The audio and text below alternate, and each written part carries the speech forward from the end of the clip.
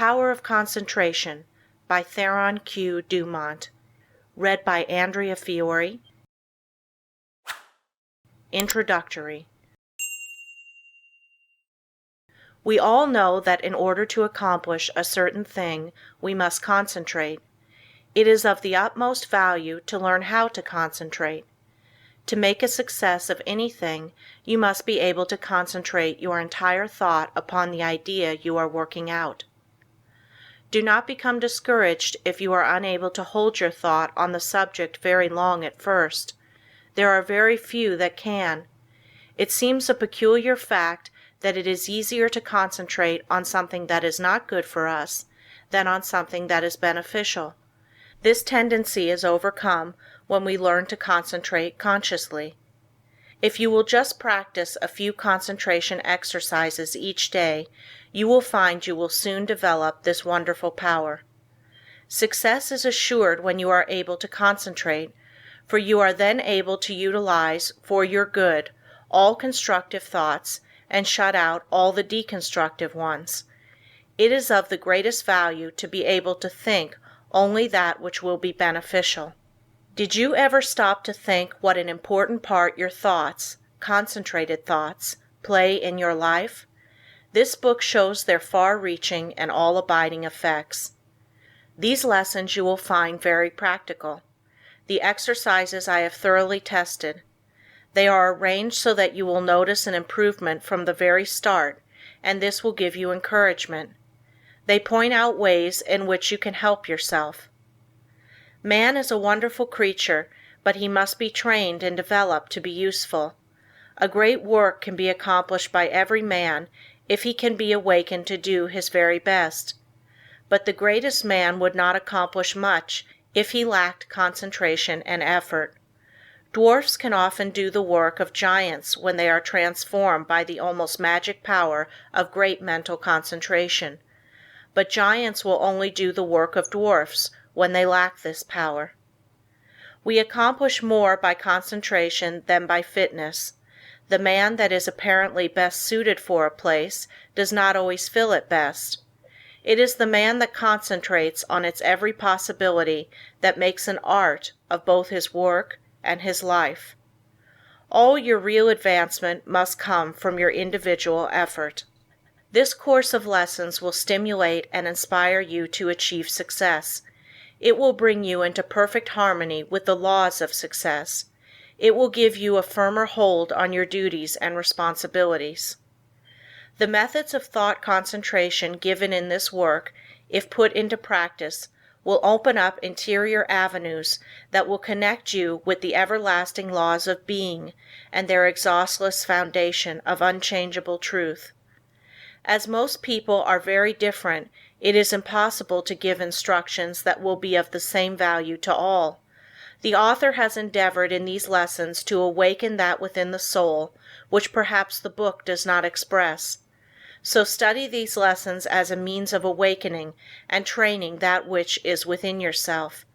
Let all your acts and thoughts have the intensity and power of concentration. To really get the full benefit of these lessons, you should read a page, then close the book and thoughtfully recall its ideas. If you will do this, you will soon cultivate a concentrated mental habit, which will enable you to read with ordinary rapidity and remember all that you read. End of introductory. Lesson 1. Concentration finds the way. Everyone has two natures. One wants us to advance, and the other wants to pull us back. The one that we cultivate and concentrate on decides what we are at the end. Both natures are trying to gain control. The will alone decides the issue. A man by one supreme effort of the will may change his whole career and almost accomplish miracles. You may be that man. You can be, if you will to be, for will can find a way or make one. I could easily fill a book of cases where men plodding along in a matter-of-fact way were all at once aroused, and as if awakening from a slumber, they developed the possibilities within them, and from that time on were different persons. You alone can decide when the turning point will come. It is a matter of choice whether we allow our diviner self to control us, or whether we will be controlled by the brute within us. No man has to do anything he does not want to do. He is therefore the director of his life if he wills to be. What we are to do is the result of our training. We are like putty and can be completely controlled by our willpower. Habit is a matter of acquirement. You hear people say, "He comes by this or that naturally, a chip off the old block," meaning that he is the only one doing what his parents did. This is quite often the case, but there is no reason for it, for a person can break a habit just the moment he masters the "I will." A man may have been a good-for-nothing all his life up to this very minute, but from this time on he begins to amount to something. Even old men have suddenly changed and accomplished wonders. "I lost my opportunity," says one. That may be true, but by sheer force of will we can find a way to bring us another opportunity. There is no truth in the saying that opportunity knocks at our door but once in a lifetime. The fact is, opportunity never seeks us. We must seek it. What usually turns out to be one man's opportunity was another man's loss. In this day, one man's brain is matched against another's. It is often the quickness of brain action that determines the result. One man thinks, "I will do it," but while he procrastinates, the other goes ahead and does the work. They both have the same opportunity. The one will complain of his lost chance, but it should teach him a lesson, and it will, if he is seeking the path that leads to success. Many persons read good books, but they say they do not get much good out of them. They do not realize that all any book or any lesson course can do is to awaken them to their possibilities, to stimulate them to use their willpower. You may teach a person from now until doomsday, but that person will only know what he learns himself. You can lead him to the fountain, but you can't make him drink. One of the most beneficial practices I know of is that of looking for the good in everyone and everything, for there is good in all things. We encourage a person by seeing his good qualities, and we also help ourselves by looking for them. We gain their good wishes, a most valuable asset sometimes. We get back what we give out. The time comes when most all of us need encouragement, need buoying up. So form the habit of encouraging others, and you will find it a wonderful tonic for both those encouraged and yourself, for you will get back encouraging and uplifting thoughts. Life furnishes us the opportunity to improve, but whether we do it or not depends upon how near we live up to what is expected of us. The first of each month, a person should sit down and examine the progress he has made. If he has not come up to expectations, he should discover the reason, and by extra exertion measure up to what is demanded next time. Every time that we fall behind what we plan to do, we lose just so much, for that time is gone forever. We may find a reason for doing it, but most excuses are poor substitutes for action. Most things are possible. Ours may be a hard task, but the harder the task, the greater the reward. It is the difficult things that really develop us. Anything that requires only a small effort utilizes very few of our faculties and yields a scanty harvest of achievement. So do not shrink from a hard task, for to accomplish one of these will often bring us more good than a dozen lesser triumphs. I know that every man that is willing to pay the price can be a success. The price is not in money, but in effort. The first essential quality for success is the desire to do, to be something. The next thing is to learn how to do it. The next to carry it into execution. The man that is the best able to accomplish anything is the one with a broad mind, the man that has acquired knowledge, that may, it is true, be foreign to this particular case, but is nevertheless of some value in all cases. So the man that wants to be successful must be liberal. He must acquire all the knowledge that he can. He must be well posted not only in one branch of his business, but in every part of it. Such a man achieves success. The secret of success is to try always to improve yourself, no matter where you are or what your position. Learn all you can. Don't see how little you can do, but how much you can do. Such a man will always be in demand, for he establishes the reputation of being a hustler. There is always room for him because progressive firms never let a hustler leave their employment, if they can help it. The man that reaches the top is the gritty, plucky, hard worker, and never the timid, uncertain, slow worker. An untried man is seldom put in a position of responsibility and power. The man selected is one that has done something, achieved results in some line, or taken the lead in his department. He is placed there because of his reputation of putting vigor and virility into his efforts, and because he has previously shown that he has pluck and determination. The man that is chosen at the crucial time is not usually a genius. He does not possess any more talent than others, but he has learned that results can only be produced by untiring, concentrated effort. That miracles in business do not just happen. He knows that the only way they will happen is by sticking to a proposition and seeing it through. That is the only secret of why some succeed and others fail. The successful man gets used to seeing things accomplished and always feels sure of success. The man that is a failure gets used to seeing failure, expects it, and attracts it to him. It is my opinion that with the right kind of training, every man could be a success. It is really a shame that so many men and women, rich in ability and talent, are allowed to go to waste, so to speak. Someday I hope to see a millionaire philanthropist start a school for the training of failures. I'm sure he could not put his money to a better use. In a year's time, the science of practical psychology could do wonders for him. He could have agencies on the lookout for men that had lost their grip on themselves, that had through indisposition weakened their will, that through some sorrow or misfortune had become discouraged.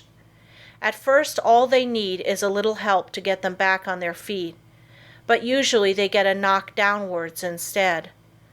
The result is that their latent powers never develop, and both they and the world are the losers.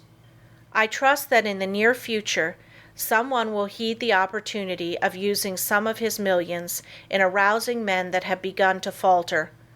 All they need to be shown is that there is within them an omnipotent source that is ready to aid them, providing they will make use of it.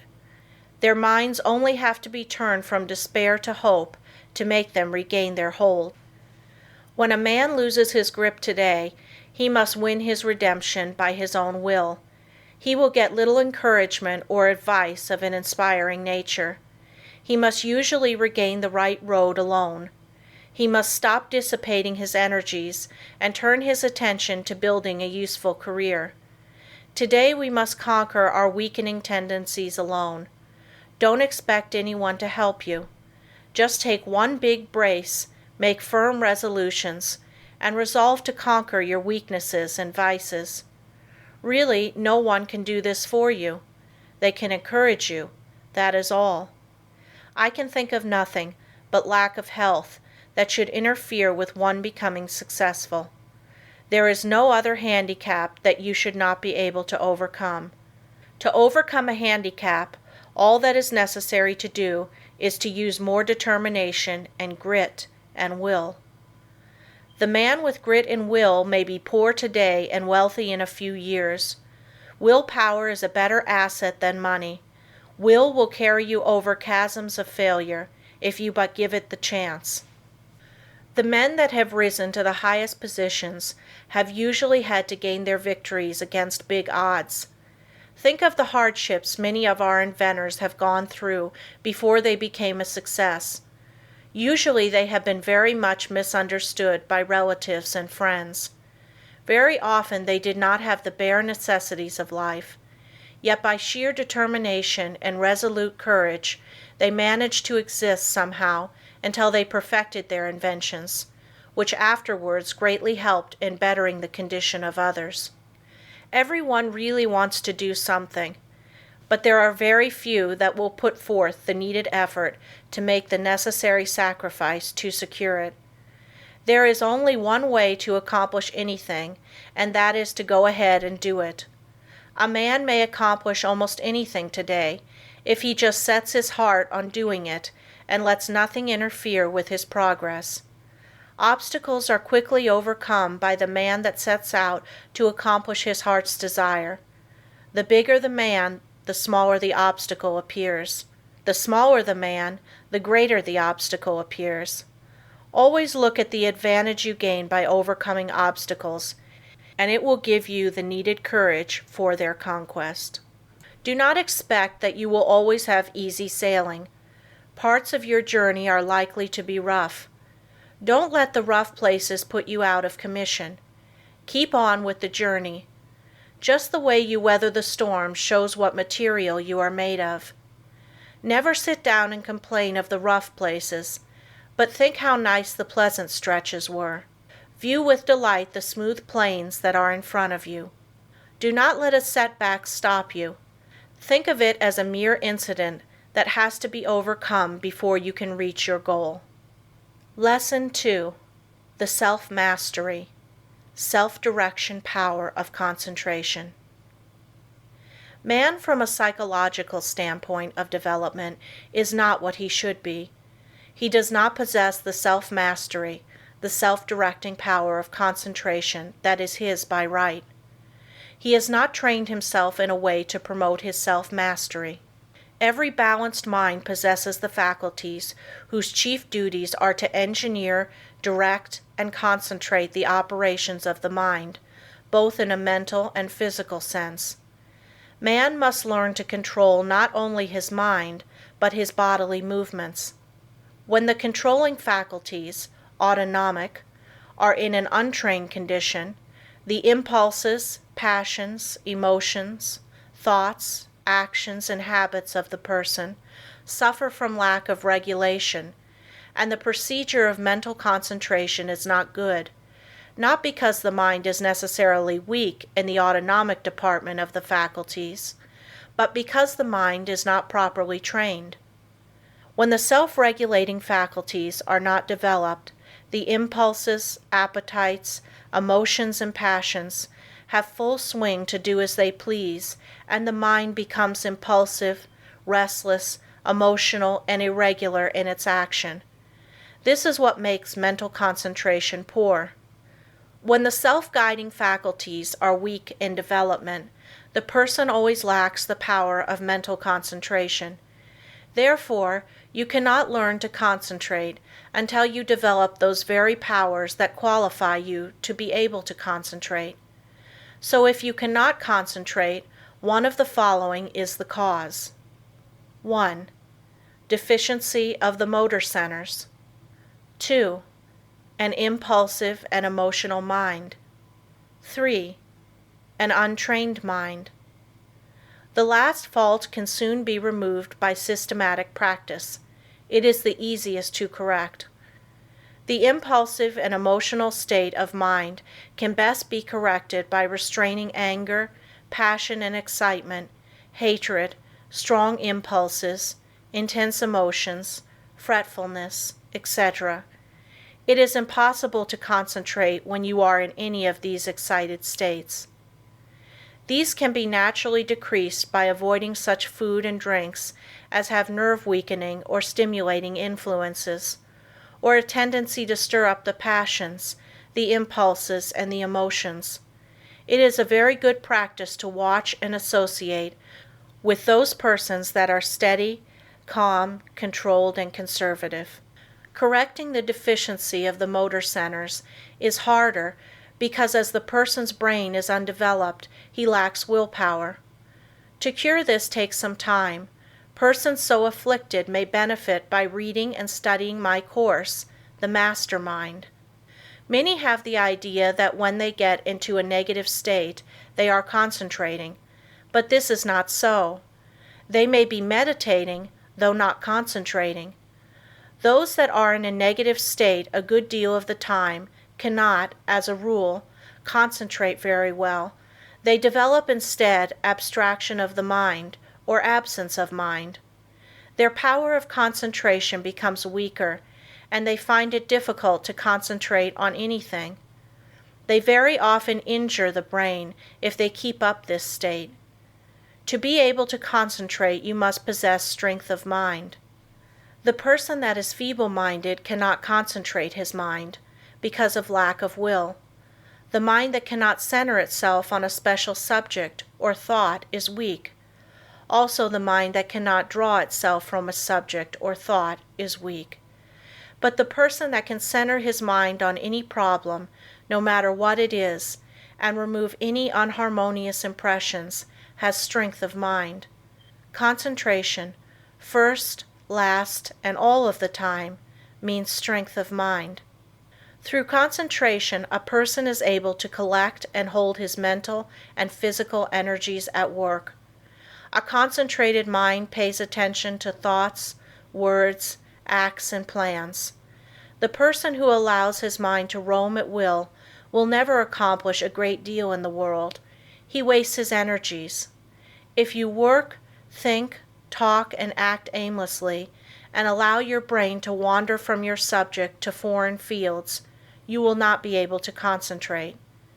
You concentrate the moment when you say, I want to, I can, I will. Some mistakes some people make. If you waste your time reading sensational stories or worthless newspaper items, you excite the impulsive and the emotional faculties, and this means you are weakening your power of concentration. You will not be a free engineer, able to pilot yourself to success. Concentration of the mind can only be developed by watching yourself closely. All kinds of development commence with close attention. You should regulate your every thought and feeling. When you commence to watch yourself and your own acts, and also the acts of other people, you use the faculties of autonomy, and as you continue to do so, you improve your faculties, until in time you can engineer your every thought, wish, and plan. To be able to focalize the mind on the object at hand in a conscious manner leads to concentration. Only the trained mind can focalize. To hold a thought before it until all the faculties shall have had the time to consider that thought is concentration. The person that cannot direct his thoughts, wishes, plans, resolutions, and studies cannot possibly succeed to the fullest extent. The person that is impulsive one moment and calm the next has not the proper control over himself. He is not a master of his mind, nor of his thoughts, feelings, and wishes. Such a person cannot be a success. When he becomes irritated, he irritates others and spoils all chances of any concern doing their best.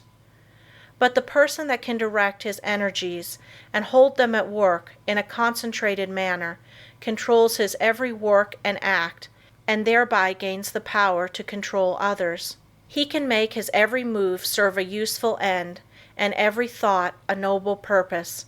In this day, the man that gets excited and irritable should be looked upon as an undesirable person. The person of good breeding now speaks with slowness and deliberation. He is cultivating more and more of a reposeful attitude. He is consciously attentive and holds his mind to one thing at a time. He shuts out everything else. When you are talking to anyone, give him your sole and undivided attention. Do not let your attention wander or be diverted. Give no heed to anything else, but make your will and intellect act in unison. Start out in the morning and see how self-poised you can remain all day. At times take an inventory of your actions during the day and see if you have kept your determination. If not, See that you do tomorrow. The more self-poised you are, the better will your concentration be. Never be in too much of a hurry, and remember, the more you improve your concentration, the greater are your possibilities. Concentration means success, because you are better able to govern yourself and centralize your mind. You become more in earnest in what you do, and this almost invariably improves your chances for success. When you are talking to a person, have your own plans in mind. Concentrate your strength upon the purpose you are talking about. Watch his every move, but keep your own plans before you. Unless you do, you will waste your energy and not accomplish as much as you should. I want you to watch the next person you see that has the reputation of being a strong character, a man of force. Watch and see what a perfect control he has over his body. Then I want you to watch just an ordinary person. Notice how he moves his eyes, arms, fingers. Notice the useless expenditure of energy. These movements all break down the vital cells and lessen the person's power in vital and nerve directions. It is just as important for you to conserve your nerve forces as it is the vital forces. As an example, we see an engine going along the track very smoothly. Someone opens all the valves and the train stops. It is the same with you. If you want to use your full amount of steam, you must close your valves and direct your power of generating mental steam toward one end. Center your mind on one purpose, one plan, one transaction. There is nothing that uses up nerve force so quickly as excitement. This is why an irritable person is never magnetic. He is never admired or loved. He does not develop those finer qualities that a real gentleman possesses. Anger, sarcasm, and excitement weaken a person in this direction. The person that allows himself to get excited will become nervous in time, because he uses up his nerve forces and his vital energies. The person that cannot control himself and keep from becoming excited cannot concentrate.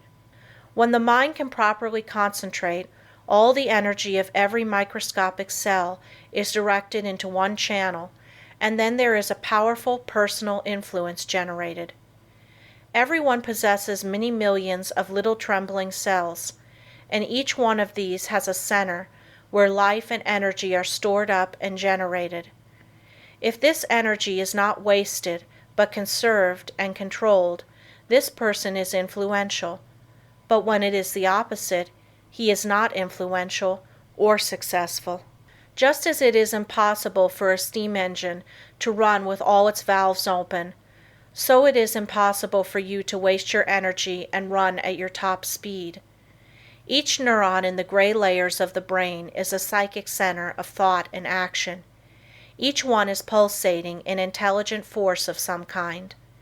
And when this force, your thoughts and motions, are kept in check by a conservative, systematic, and concentrated mind, the result will be magnetism, vitality, and health.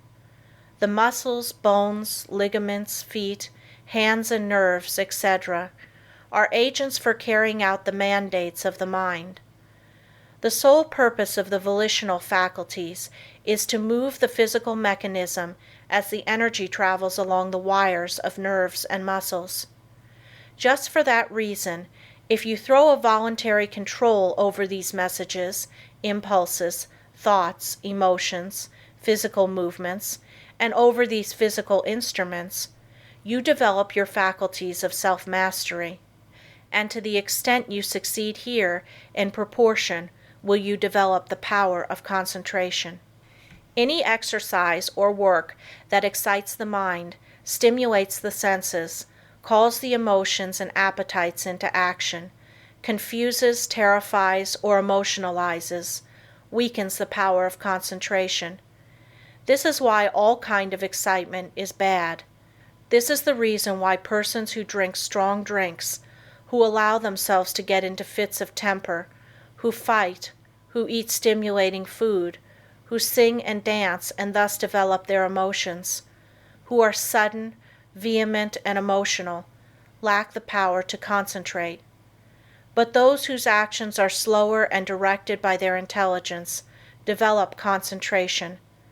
Sometimes dogmatic, willful, excitable persons can concentrate, but it is spasmodic, erratic concentration, instead of controlled and uniform concentration. Their energy works by spells. Sometimes they have plenty, other times very little. It is easily excited, easily wasted. The best way to understand it is to compare it with the discharge of a gun. If the gun goes off when you want it to, it accomplishes the purpose. But if it goes off before you are ready for it, you will not only waste ammunition, but it is also likely to do some damage. That is just what most persons do. They allow their energy to explode, thus not only wasting it, but endangering others. They waste their power, their magnetism, and so injure their chance of success. Such persons are never well liked, and never will be until they gain control over themselves. It will be necessary for them to practice many different kinds of concentration exercises, and to keep them up for some time. They must completely overcome their sudden erratic thoughts, and regulate their emotions and movements. They must from morning to night train the mind to be steady and direct, and keep the energies at work. The lower area of the brain is the storehouse of the energy. Most all persons have the dynamic energy they need if they would concentrate on it. They have the machine, but they must also have the engineer, or they will not go very far. The engineer is the self-regulating, directing power. The person that does not develop his engineering qualities will not accomplish much in life. The good engineer controls his every act. All work assists in development. By what you do, you either advance or degenerate. This is a good idea to keep always in mind. When you are uncertain whether you should do something or not, just think whether by doing it you will grow or deteriorate, and act accordingly. I am a firm believer in work when you work and play when you play. When you give yourself up to pleasure, you can develop concentration by thinking of nothing else but pleasure. When your mind dwells on love, think of nothing but this, and you will find you can develop a more intense love than you ever had before. When you concentrate your mind on the you, or real self, and its wonderful possibilities, you develop concentration and a higher opinion of yourself. By doing this systematically, you develop much power, because you cannot be systematic without concentrating on what you are doing. When you walk out into the country and inhale the fresh air, studying vegetation, trees, etc., you are concentrating. When you see that you are at your place of business at a certain time each morning, you are developing steadiness of habit and becoming systematic. If you form the habit of being on time one morning, a little late the next, and still later the following one, you are not developing concentration. But whenever you fix your mind on a certain thought and hold your mind on it at successive intervals, you develop concentration. If you hold your mind on some chosen object, you centralize your attention, just like the lens of the camera centralizes on a certain landscape. Therefore, always hold your mind on what you are doing, no matter what it is. Keep a careful watch over yourself, for unless you do, your improvement will be very slow. Practice inhaling long, deep breaths, not simply for the improvement of health, although that is no small matter, but also for the purpose of developing more power, more love, more life. All work assists in development. You may think it foolish to try to develop concentration by taking muscular exercises, but you must not forget that the mind is associated with muscle and nerve. When you steady your nerves and muscles, you steady your mind, but let your nerves get out of order and your mind will become erratic, and you will not possess the power of direction, which in other words is concentration. Therefore, you understand how important exercises that steady the nerves and muscles are in developing concentration. Everyone is continually receiving impulses that must be directed and controlled if one is to lead a successful life. That is the reason why a person must control the movements of his eyes, feet, fingers, etc. This is another reason why it is important to control his breathing. The slow, deep, prolonged exhalations are of wonderful value. They steady the circulation, the heart action, muscles and nerves of the mind. If the heart flutters, the circulation is not regular, and when the lung action is uneven, the mind becomes unsteady and not fit for concentration. This is why controlled breathing is very important as a foundation for physical health. You must not only concentrate your mind, but also the action of the eyes, ears, and fingers. Each of these contain miniature minds that are controlled by the master engineer. You will develop much quicker if you thoroughly realize this. If you have ever associated with big men or read their biographies, you will find that they usually let the others do the talking. It is much easier to talk than it is to listen.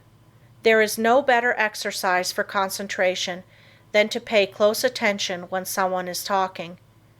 Besides learning from what they have to say, you may develop both mental and physical concentration.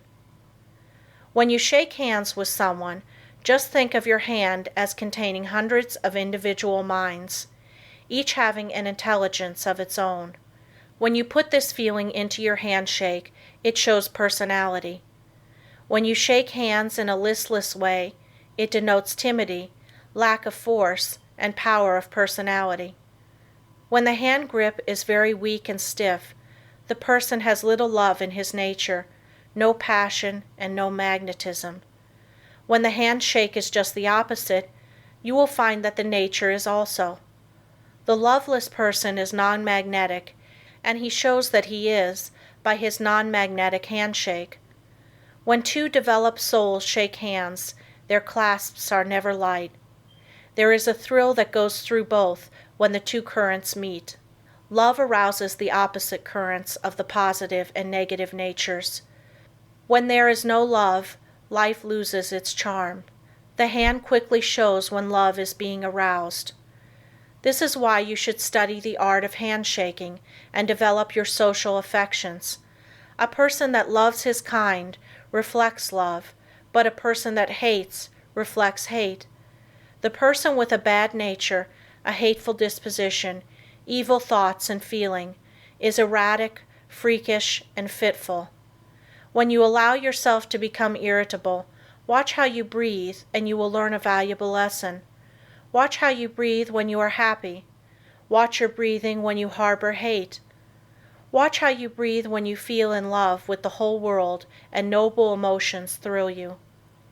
When filled with good thoughts, you breathe a plentiful supply of oxygen into your lungs, and love fills your soul. Love develops a person, physically, mentally, and socially. Breathe deeply when you are happy, and you will gain life and strength.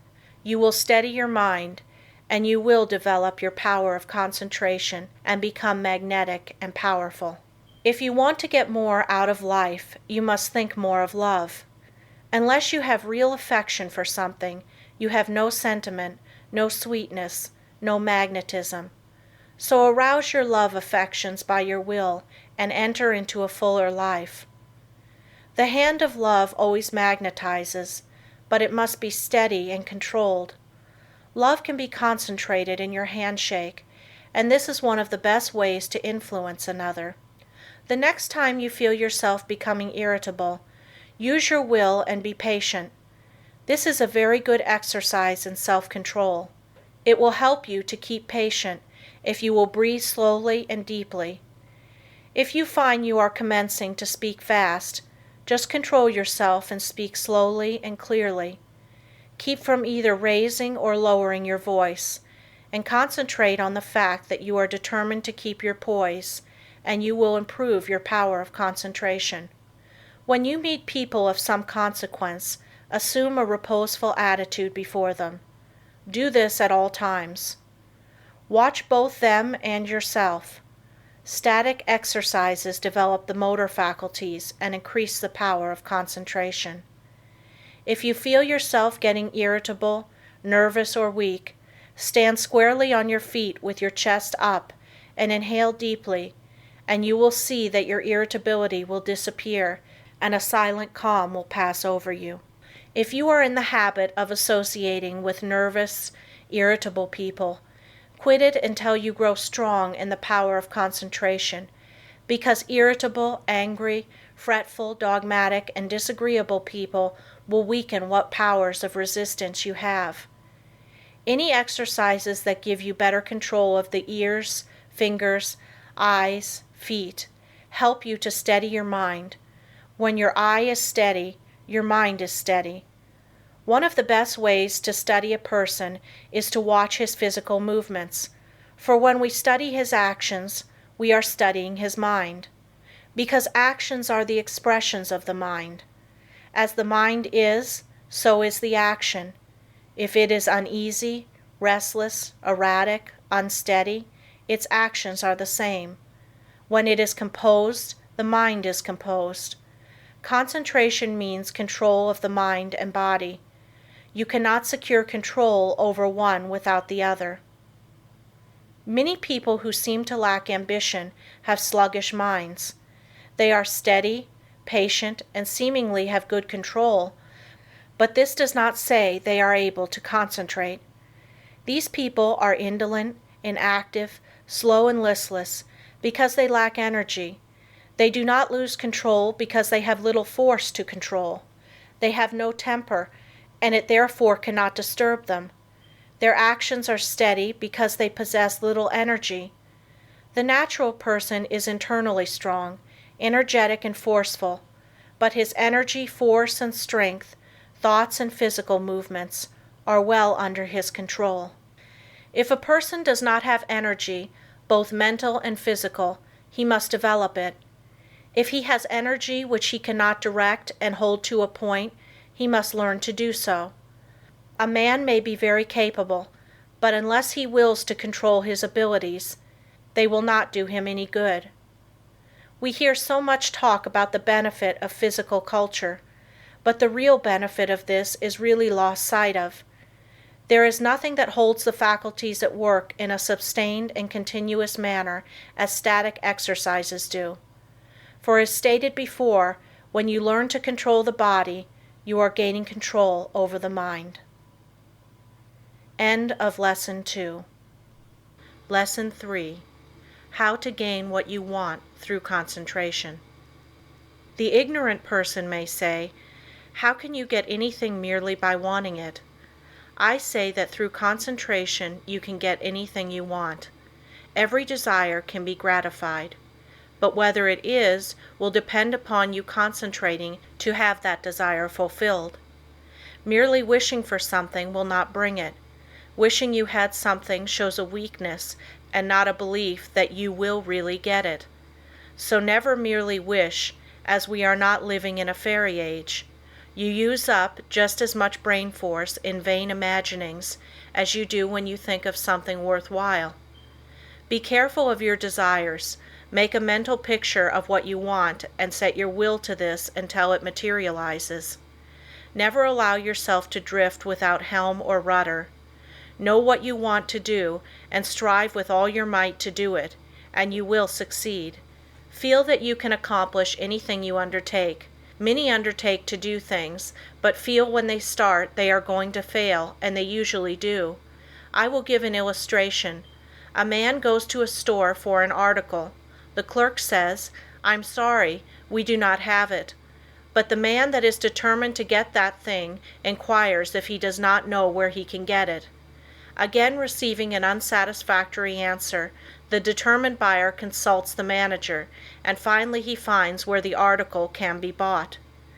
That is the whole secret of concentrating on getting what you want. And remember, your soul is a center of all power, and you can accomplish what you will to. "I'll find a way or make one" is the spirit that wins. I know a man that is now head of a large bank. He started there as a messenger boy. His father had a button made for him with a P on it and put it on his coat. He said, "Son, that P is a reminder that someday you are to be the president of your bank. I want you to keep this thought in your mind. Every day do something that will put you nearer your goal." Each night after supper he would say, "Son, what did you do today?" In this way the thought was always kept in mind. He concentrated on becoming president of that bank, and he did. His father told him never to tell anyone what the P stood for. A good deal of fun was made of it by his associates, and they tried to find out what it stood for, but they never did until he was made president, and then he told the secret. Don't waste your mental powers in wishes. Don't dissipate your energies by trying to satisfy every whim. Concentrate on doing something really worthwhile. The man that sticks to something is not the man that fails. Power to him who power exerts. Emerson. Success today depends largely on concentrating on the interior law of force, for when you do this you awaken those thought powers or forces which, when used in business, ensures permanent results. Until you are able to do this, you have not reached your limit in the use of your forces. This great universe is interwoven with myriads of forces. You make your own place, and whether it is important depends upon you. Through the indestructible and unconquerable law, you can in time accomplish all right things, and therefore do not be afraid to undertake whatever you really desire to accomplish and are willing to pay for in effort. Anything that is right is possible. That which is necessary will inevitably take place. If something is right, it is your duty to do it, though the whole world thinks it to be wrong.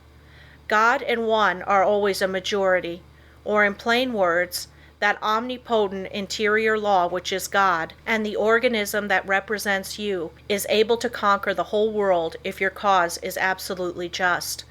Don't say, "I wish I was a great man." You can do anything that is proper and you want to do. Just say, "You can," "You will," "You must." Just realize this and the rest is easy. You have the latent faculties and forces to subdue anything that tries to interfere with your plans. Let the troubles and responsibilities of life come thick and fast. I am ready for them.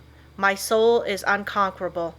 I represent the infinite law of force, or of all power. This God within is my all-sufficient strength and ever-present help in time of trouble. The more difficulties, the greater its triumphs through me. The harder my trials, the faster I go in the development of my inherent strength. Let all else fail me. This interior reliance is all-sufficient. The right must prevail. I demand wisdom and power to know and follow the right. My higher self is all-wise. I now draw nearer to it. Lesson 4. Concentration, the silent force that produces results in all business. I want you first to realize how powerful thought is. A thought of fear has turned a person's hair gray in a night. A prisoner condemned to die was told that if he would consent to an experiment and live through it, he would be freed. He consented.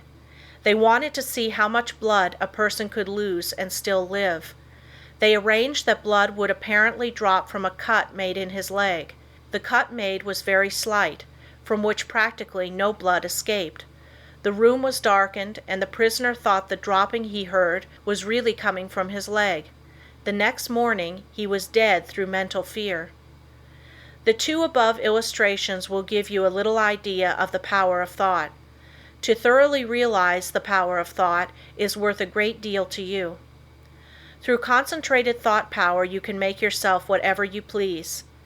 By thought you can greatly increase your efficiency and strength. You are surrounded by all kinds of thoughts, some good, others bad, and you are sure to absorb some of the latter if you do not build up a positive mental attitude.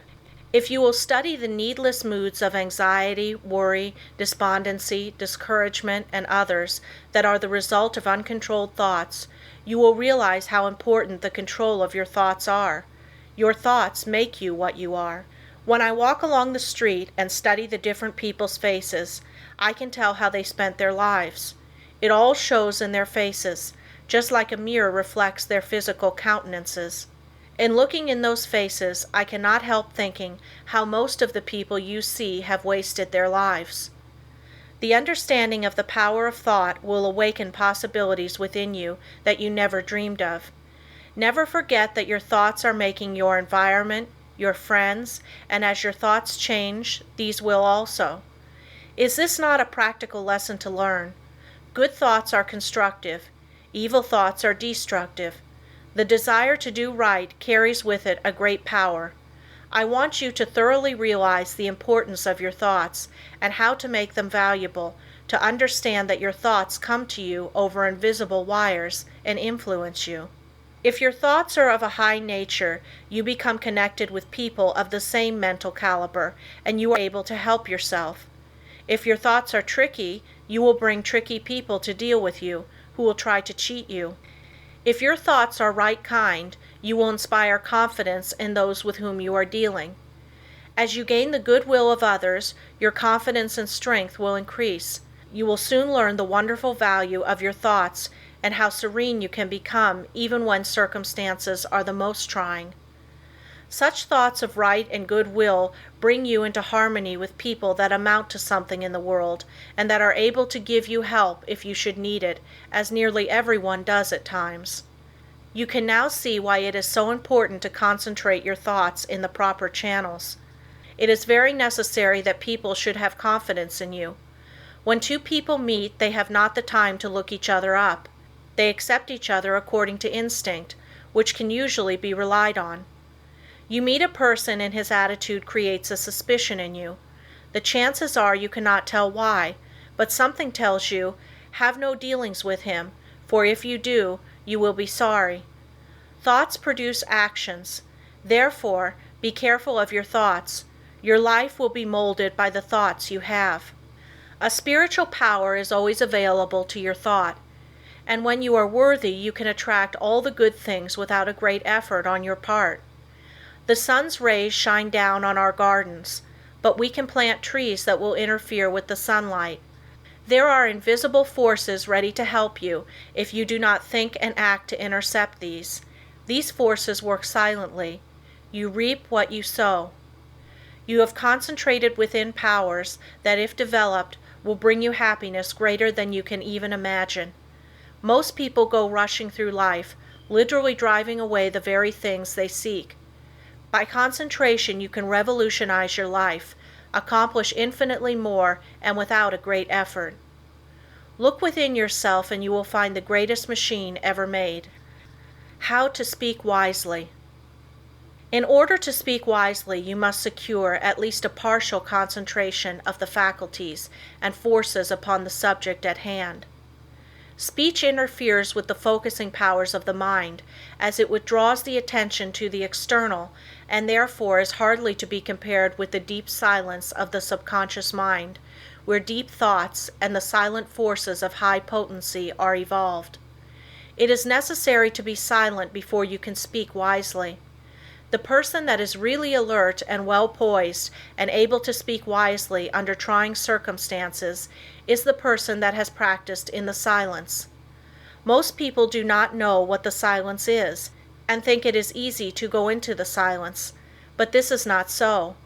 In the real silence, we become attached to that interior law and the forces become silent because they are in a state of high potency, or beyond the vibratory sounds to which our external ears are attuned. He who desires to become above the ordinary should open up for himself the interior channels which lead to the absolute law of the omnipotent. You can only do this by persistently and intelligently practicing thought concentration. Hold the thought. In silence, I will allow my higher self to have complete control. I will be true to my higher self. I will live true to my conception of what is right. I realize that it is to my self-interest to live up to my best. I demand wisdom so that I may act wisely for myself and others. In the next chapter, I will tell you of the mysterious law which links all humanity together by the powers of cooperative thought and chooses for us companionship and friends. End of Lesson 4. Lesson 5. How concentrated thought links all humanity together.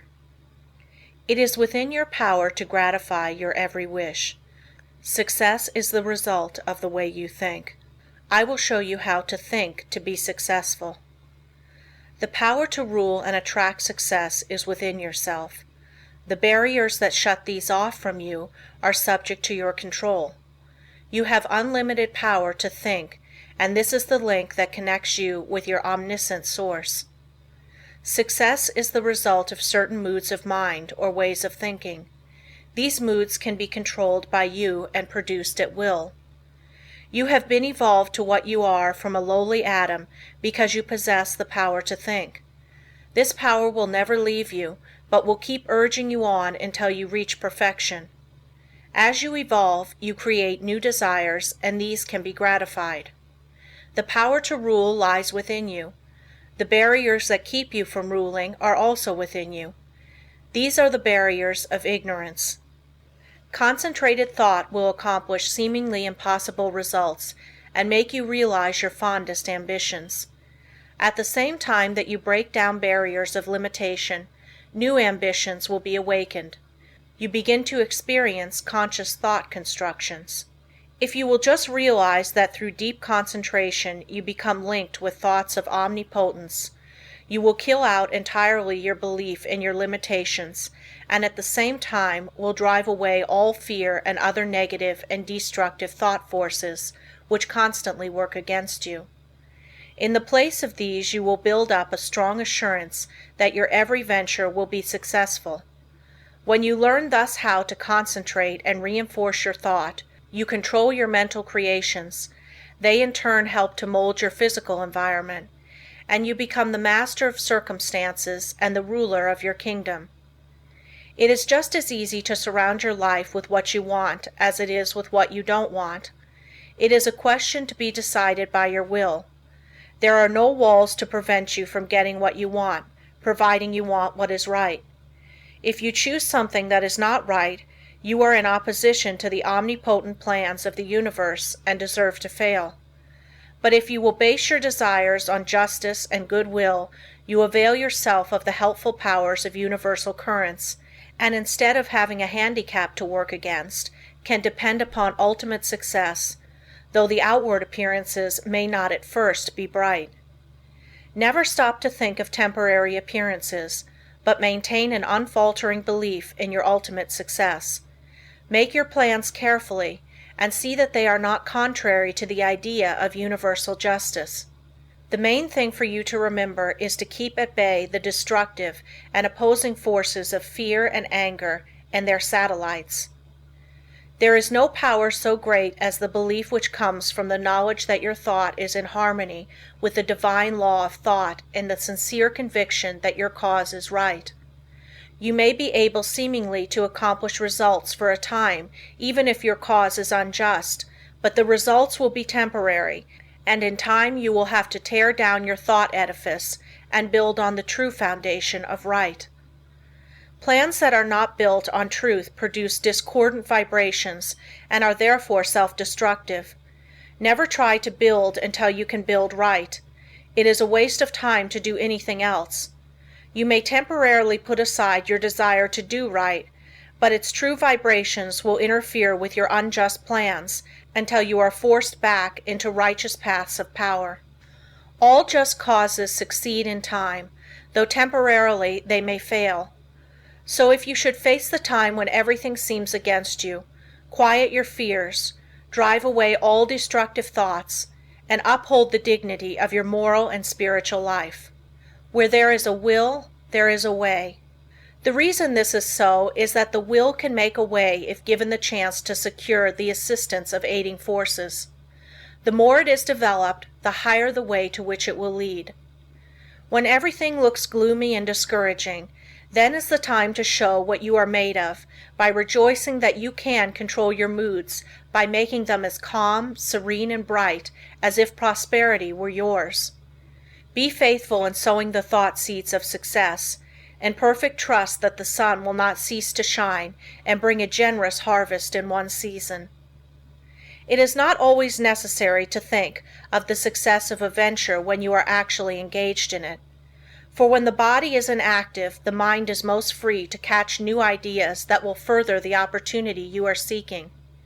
When you are actually engaged in doing something, you are thinking in the channels you have previously constructed, and the work does not have to be done over again. When you are in a negative mood, the intuitions are more active, for you are not then controlling your thoughts by the will. Everything we do should have the approval of the intuition. When you are in a negative mood, you attract thoughts of similar nature through the law of affinity. That is why it is so important to form thoughts of a success nature to attract similar ones. If you have never made a study of this subject, you may think this is all foolishness, but it is a fact that there are thought currents that unerringly bring thoughts of a similar nature. Many persons who think of failure actually attract failure by their worries, their anxieties, their overactivity. These thoughts are bound to bring failure. When you once learn the laws of thought and think of nothing but good, truth, success, you will make more progress with less effort than you ever made before. There are forces that can aid the mind that are hardly dreamed of by the average person. When you learn to believe more in the value of thought and its laws, you will be led aright and your business gains will multiply. The following method may assist you in gaining better thought control. If you are unable to control your fears, just say to your faulty determination, "Do not falter or be afraid, for I am not really alone. I am surrounded by invisible forces that will assist me to remove the unfavorable appearances." Soon you will have more courage. The only difference between the fearless man and the fearful one is in his will, his hope. So if you lack success, believe in it, hope for it, claim it. You can use the same method to brace up your thoughts of desire, aspiration, imagination, expectation, ambition, understanding, trust, and assurance. If you get anxious, angry, discouraged, undecided, or worried, it is because you are not receiving the cooperation of the higher powers of your mind. By your will you can so organize the powers of the mind that your moods change only as you want them to, instead of as how circumstances affect you. I was recently asked if I advised concentrating on what you eat, or what you see while walking. My reply was that no matter what you may be doing, when in practice, think of nothing else but that act at that time. The idea is to be able to control your unimportant acts, otherwise you set up a habit that will be hard to overcome, because your faculties have not been in the habit of concentrating. Your faculties cannot be disorganized one minute and organized the next. If you allow the mind to wander while you are doing small things, it will be likely to get into mischief and make it hard to concentrate on the important act when it comes. The man that is able to concentrate is the happy, busy man. Time does not drag with him. He always has plenty to do. He does not have time to think over past mistakes, which would make him unhappy. If despite our discouragement and failures we claim our great heritage, life and truth and force, like an electric current, will permeate our lives until we enter into our birthright in eternity. The will does not act with clearness, decision, and promptness unless it is trained to do so. There are comparatively few that really know what they are doing every minute of the day. This is because they do not observe with sufficient orderliness and accuracy to know what they are doing. It is not difficult to know what you are doing all the time, if you will just practice concentration with a reposeful deliberation, and train yourself to think clearly, promptly, and decisive. If you allow yourself to worry or hurry in what you are doing, this will not be clearly photographed upon the sensitized plate of the subjective mind, and you therefore will not be really conscious of your actions. So practice accuracy and concentration of thought, and also absolute truthfulness, and you will soon be able to concentrate. Lesson 6. The Training of the Will to Do. The will to do is the greatest power in the world that is concerned with human accomplishment, and no one can, in advance, determine its limits. The things that we do now would have been a few years ago impossibilities. Today the safe maxim is, all things are possible. The will to do is a force that is strictly practical, yet it is difficult to explain just what it is. It can be compared to electricity because we know it only through its cause and effects. It is a power we can direct, and to just the extent we direct it do we determine our future. Every time you accomplish any definite act, consciously or unconsciously, you use the principle of the will. You can will to do anything whether it is right or wrong, and therefore the way you use your will makes a big difference in your life. Every person possesses some will to do. It is the inner energy which controls all conscious acts. What you will to do directs your life forces. All habits, good or bad, are the result of what you will to do. You improve or lower your condition in life by what you will to do. Your will has a connection with all avenues of knowledge, all activities, all accomplishment. You probably know of cases where people have shown wonderful strength under some excitement, similar to the following. The house of a farmer's wife caught on fire. No one was around to help her move anything. She was a frail woman and ordinarily was considered weak. On this occasion she removed things from the house that it later took 3 men to handle. It was the will to do that she used to accomplish her task. Genius is but a will to do little things with infinite pains. Little things well done open the door of opportunity for bigger things. The will accomplishes its greater results through activities that grow out of great concentration in acquiring the power of voluntary attention to such an extent that we can direct it where we will, and hold it steadily to its task until our aim is accomplished. When you learn so to use it, your willpower becomes a mighty force. Almost everything can be accomplished through its proper use.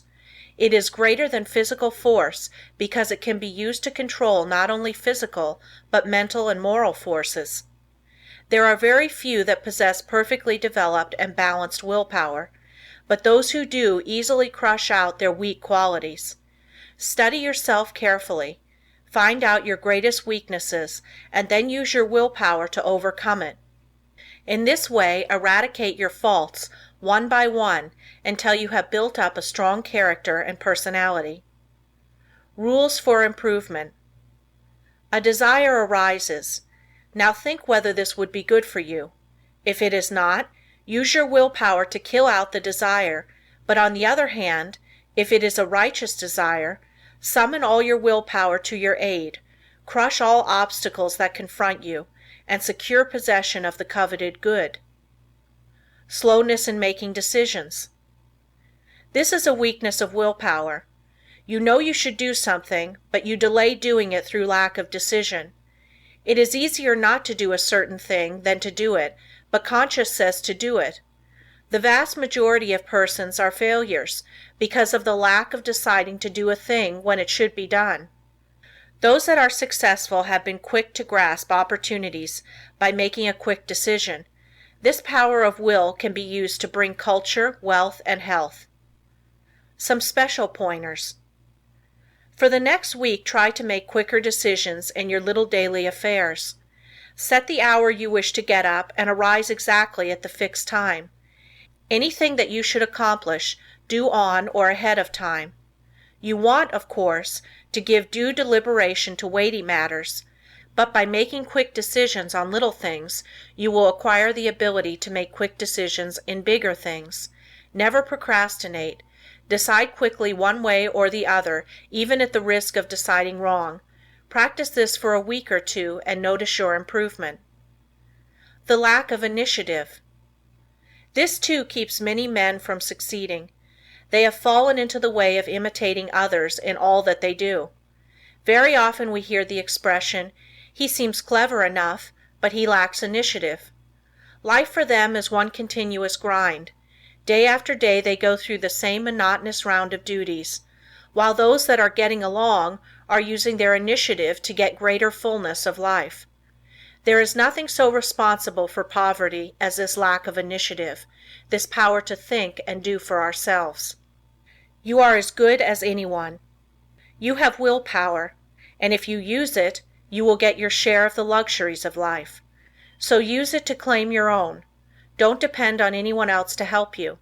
We have to fight our own battles.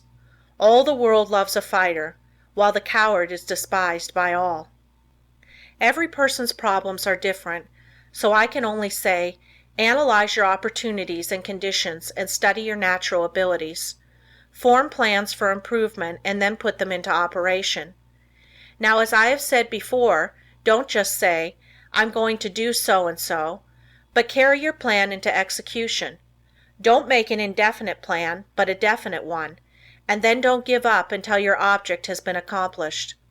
Put these suggestions into practice with true earnestness, and you will soon note astonishing results, and your whole life will be completely changed. An excellent motto for one of pure motives is, "Through my willpower I dare do what I want to." You will find this affirmation has a very strengthening effect. The spirit of perseverance. The spirit of stick-it-to-itiveness is one that wins. Many go just so far and then give up, whereas if they had persevered a little longer, they would have won out. Many have much initiative, but instead of concentrating it into one channel, they diffuse it through several, thereby dissipating it to such an extent that its effect is lost. Develop more determination, which is only the will to do, and when you start out to do something, stick to it until you get results. Of course, before starting anything, you must look around and see what the finish leads to. You must select a road that will lead to somewhere, rather than nowhere. The journey must be productive of some kind of substantial results. The trouble with so many young men is that they launch enterprises without any end in sight. It is not so much the start as the finish of a journey that counts. Each little move should bring you nearer the goal which you planned to reach before the enterprise began. Lack of perseverance is nothing but the lack of the will to do. It takes the same energy to say, "I will continue," as to say, "I give up." Just the moment you say the latter, you shut off your dynamo, and your determination is gone. Every time you allow your determination to be broken, you weaken it. Don't forget this. Just the instant you notice your determination beginning to weaken, concentrate on it, and by sheer willpower, make it continue on the job. Never try to make a decision when you are not in a calm state of mind. If in a quick temper, you are likely to say things you afterwards regret. In anger, you follow impulse rather than reason. No one can expect to achieve success if he makes decisions when not in full control of his mental forces. Therefore, make it a fixed rule to make decisions only when at your best. If you have a quick temper, you can quickly gain control over it by simple rule of counting backwards. To count backwards requires concentration, and you thus quickly regain a calm state.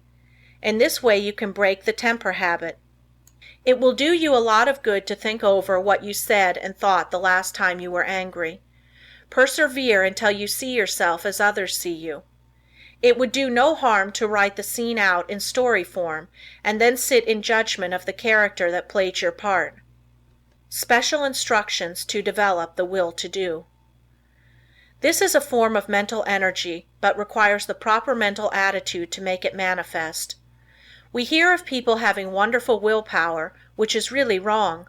It should be said that they use their willpower, while with many it is a latent force. I want you to realize that no one has a monopoly on willpower. There is plenty for all. What we speak of as willpower is but the gathering together of mental energy, the concentration power at one point. So never think of that person as having a stronger will than yours. Each person will be supplied with just that amount of willpower that he demands. You don't have to develop willpower if you constantly make use of all you have, and remember the way in which you use it determines your fate, for your life is molded to a great extent by the use you make of your will. Unless you make proper use of it, you have neither independence nor firmness. You are unable to control yourself and become a mere machine for others to use.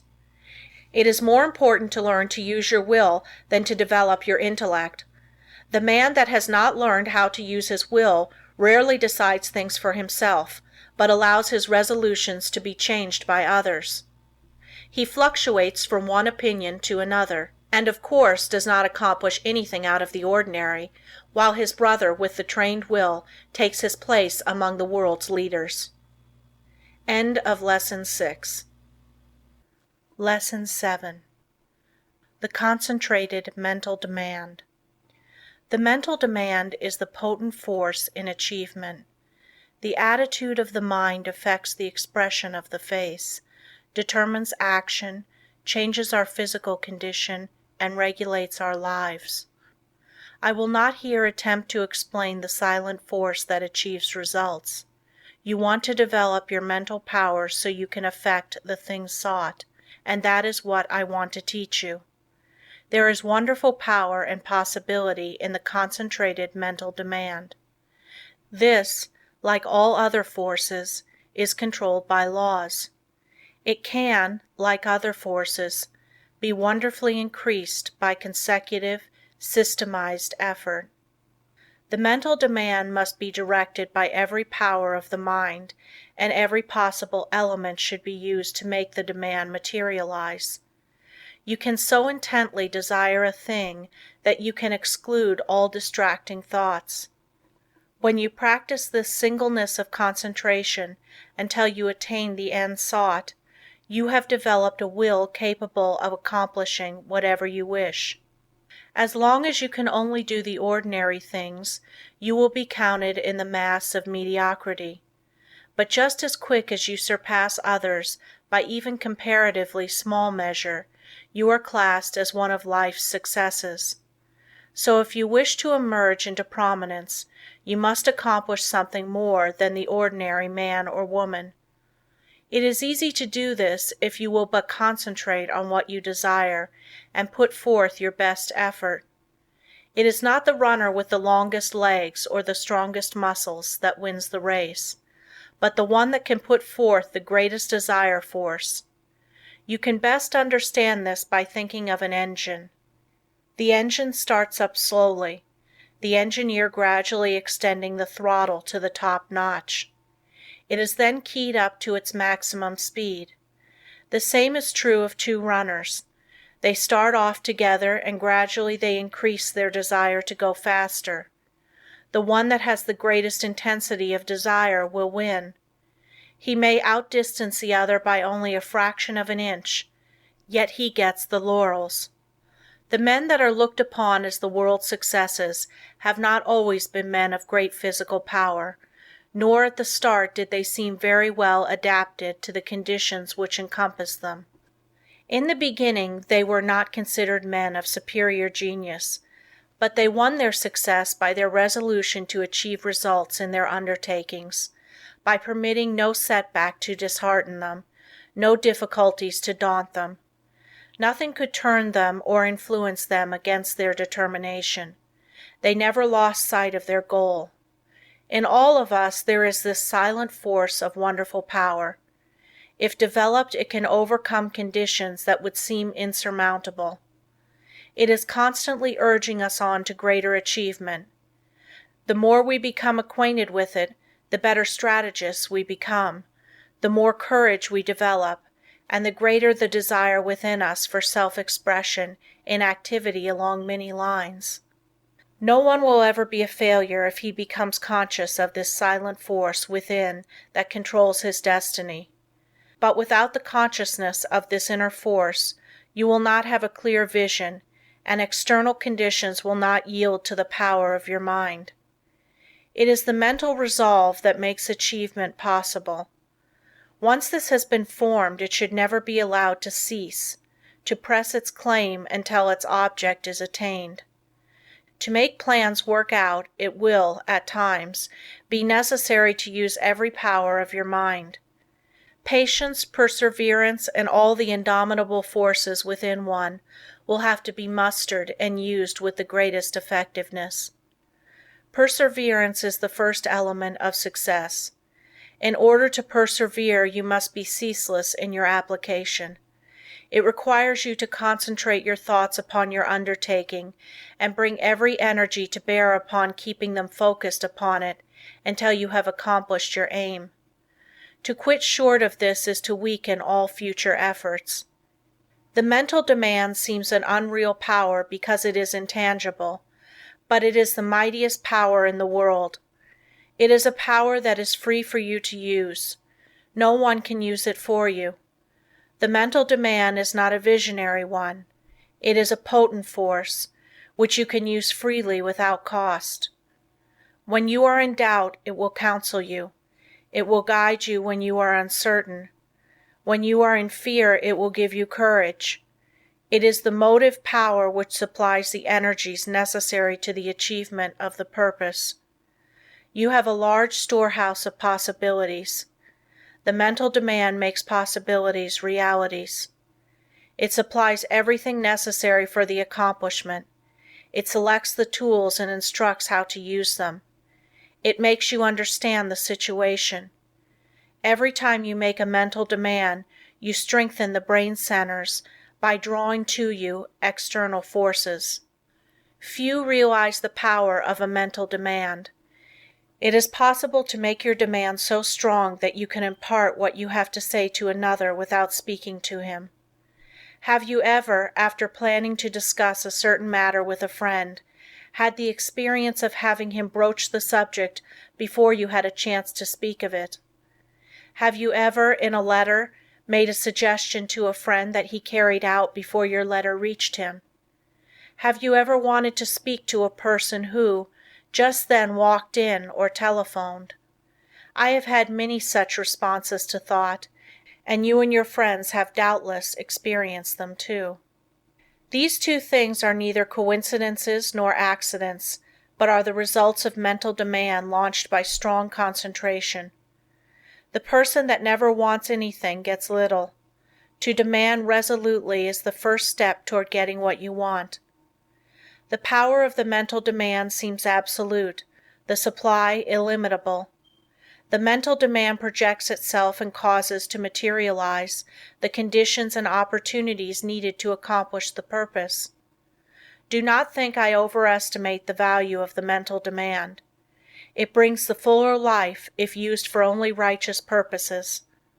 Once the mental demand is made, however, never let it falter. If you do, the current that connects you with your desire is broken. Take all the necessary time to build a firm foundation, so that there need not be even an element of doubt to creep in. Just the moment you entertain doubt, you lose some of the demand force, and force once lost is hard to regain. So whenever you make a mental demand, hold steadfastly to it until your need is supplied. I want to repeat again that power of mental demand is not a visionary one. It is concentrated power only, and can be used by you. It is not supernatural power, but requires a development of the brain centers. The outcome is sure when it is given with a strong, resolute determination. No person will advance to any great extent unless he recognizes this force within him. If you have not become aware of it, you have not made very much of a success of your life. It is this something that distinguishes that man from other men. It is this subtle power that develops strong personality. If you want a great deal, you must demand a great deal. Once you make your demand, anticipate its fulfillment. It depends upon us. We are rewarded according to our efforts. The power of mental demand can bring us what we want. We become what we determine to be. We control our destiny. Get the right mental attitude, then in accordance with your ability, you can gain success. And every man of average ability, the ordinary man that you see about you, can be really successful, independent, free of worry, his own master. if he can manage to do just two things. First, remain forever dissatisfied with what he is doing and what he has accomplished. Second, develop in his mind a belief that the word impossible was not intended for him. Build up in his mind the confidence that enables the mind to use its power. Many, especially the older men, will ask, "How can I build up that self-confidence in my brain? How can I, after months and years of discouragement, of dull plodding, suddenly conceive and carry out a plan for doing something that will make life worthwhile and change the monotonous routine?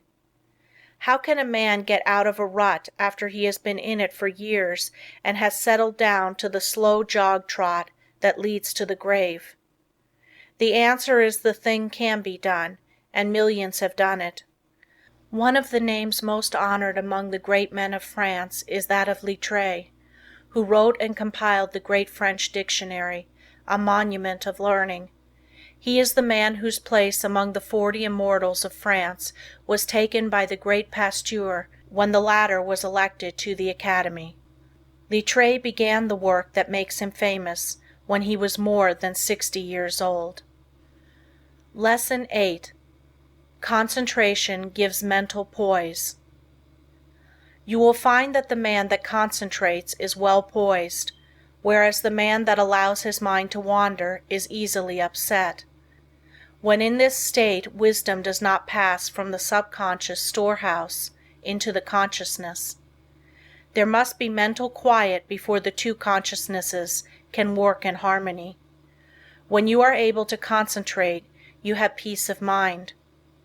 If you are in the habit of losing your poise, form the habit of reading literature that has a quieting power.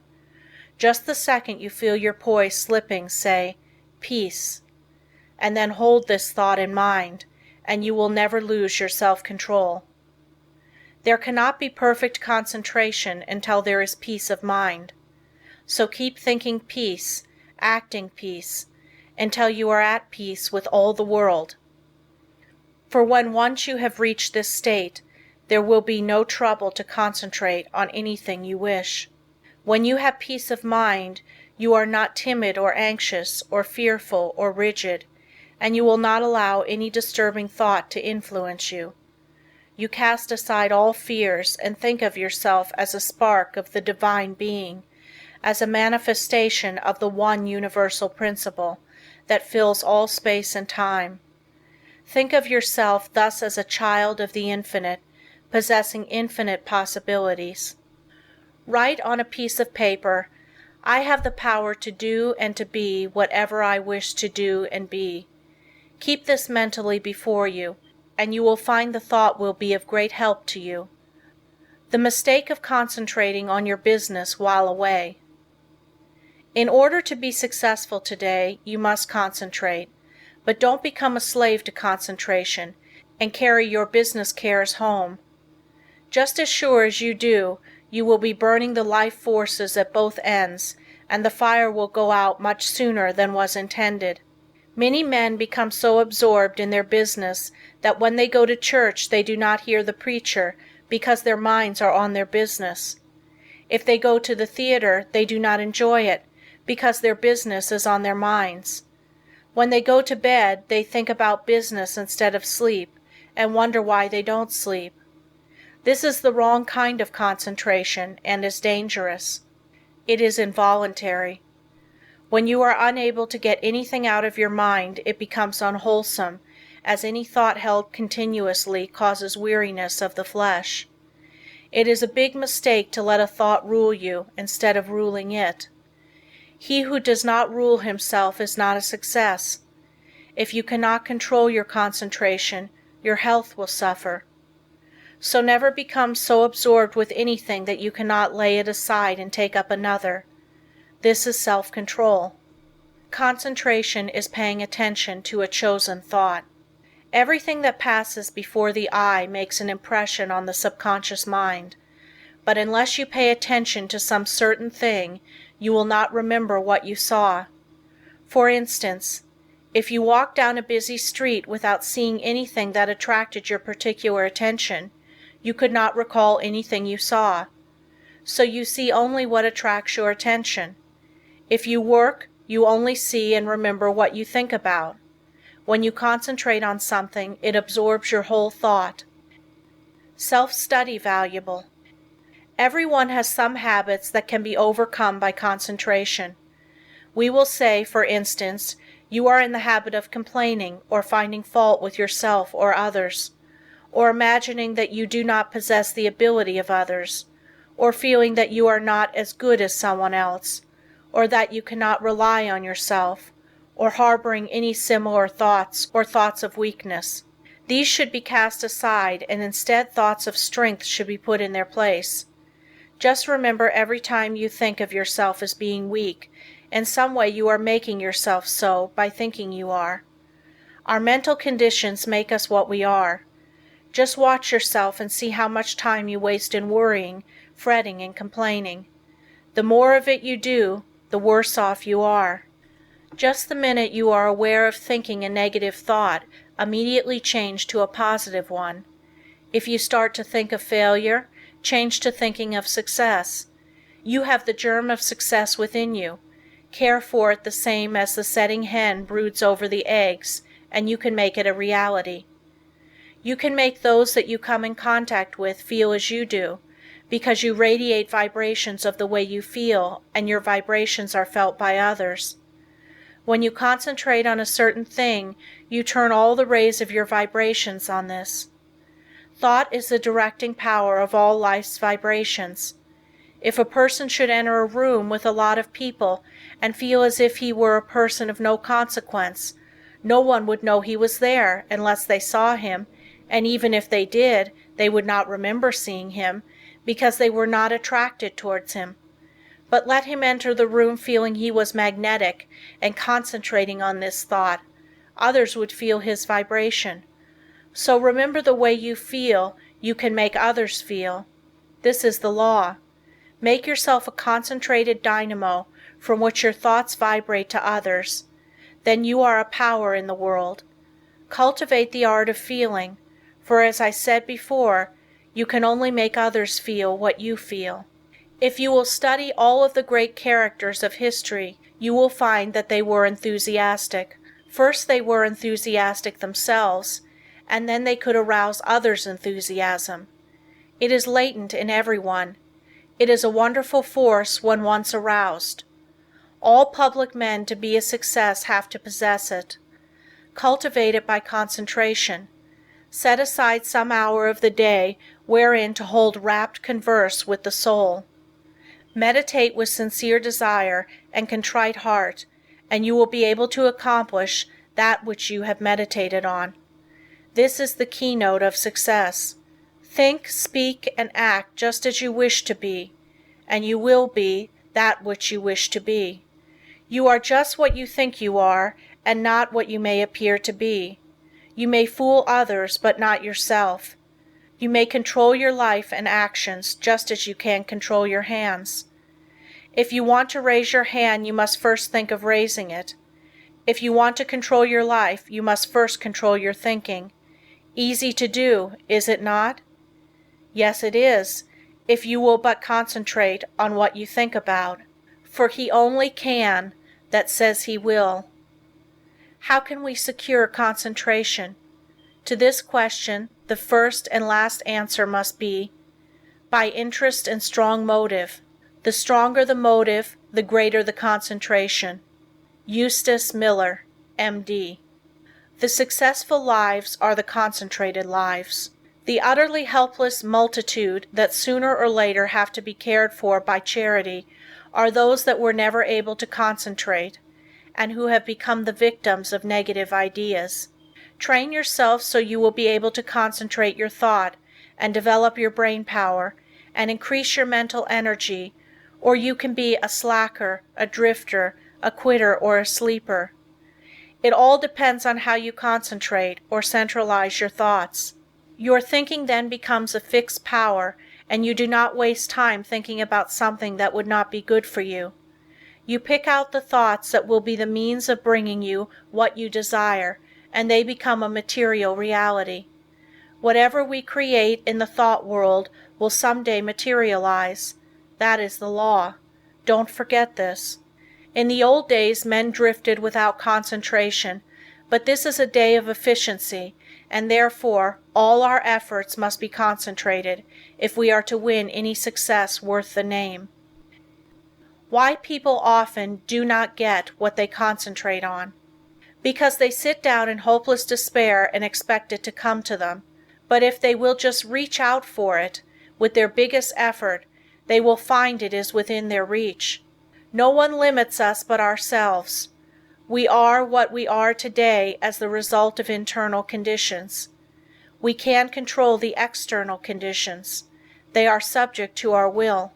Through our concentration we can attract what we want, because we become in rapport with the universal forces, from which we can get what we want. You have watched races, no doubt. They all line up together. Each has his mind set on getting to the goal before the others. This is one kind of concentration.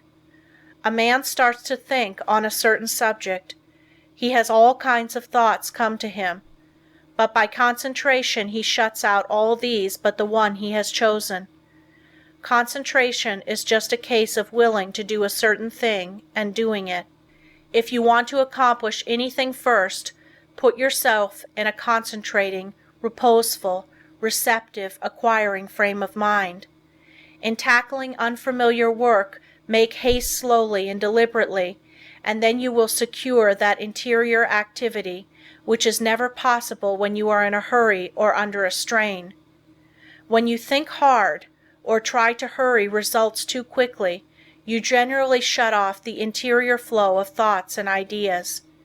You have often, no doubt, tried hard to think of something but could not, but just as soon as you stopped trying to think of it, it came to you. End of Lesson 8.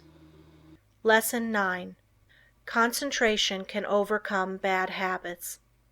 Habits make or break us to a far greater extent than we like to admit. Habit is both a powerful enemy and wonderful ally of concentration. You must learn to overcome habits which are injurious to concentration, and to cultivate those which increase it. The large majority of people are controlled by their habits, and are buffeted around by them like waves of the ocean tossing a piece of wood. They do things in a certain way because of the power of habit.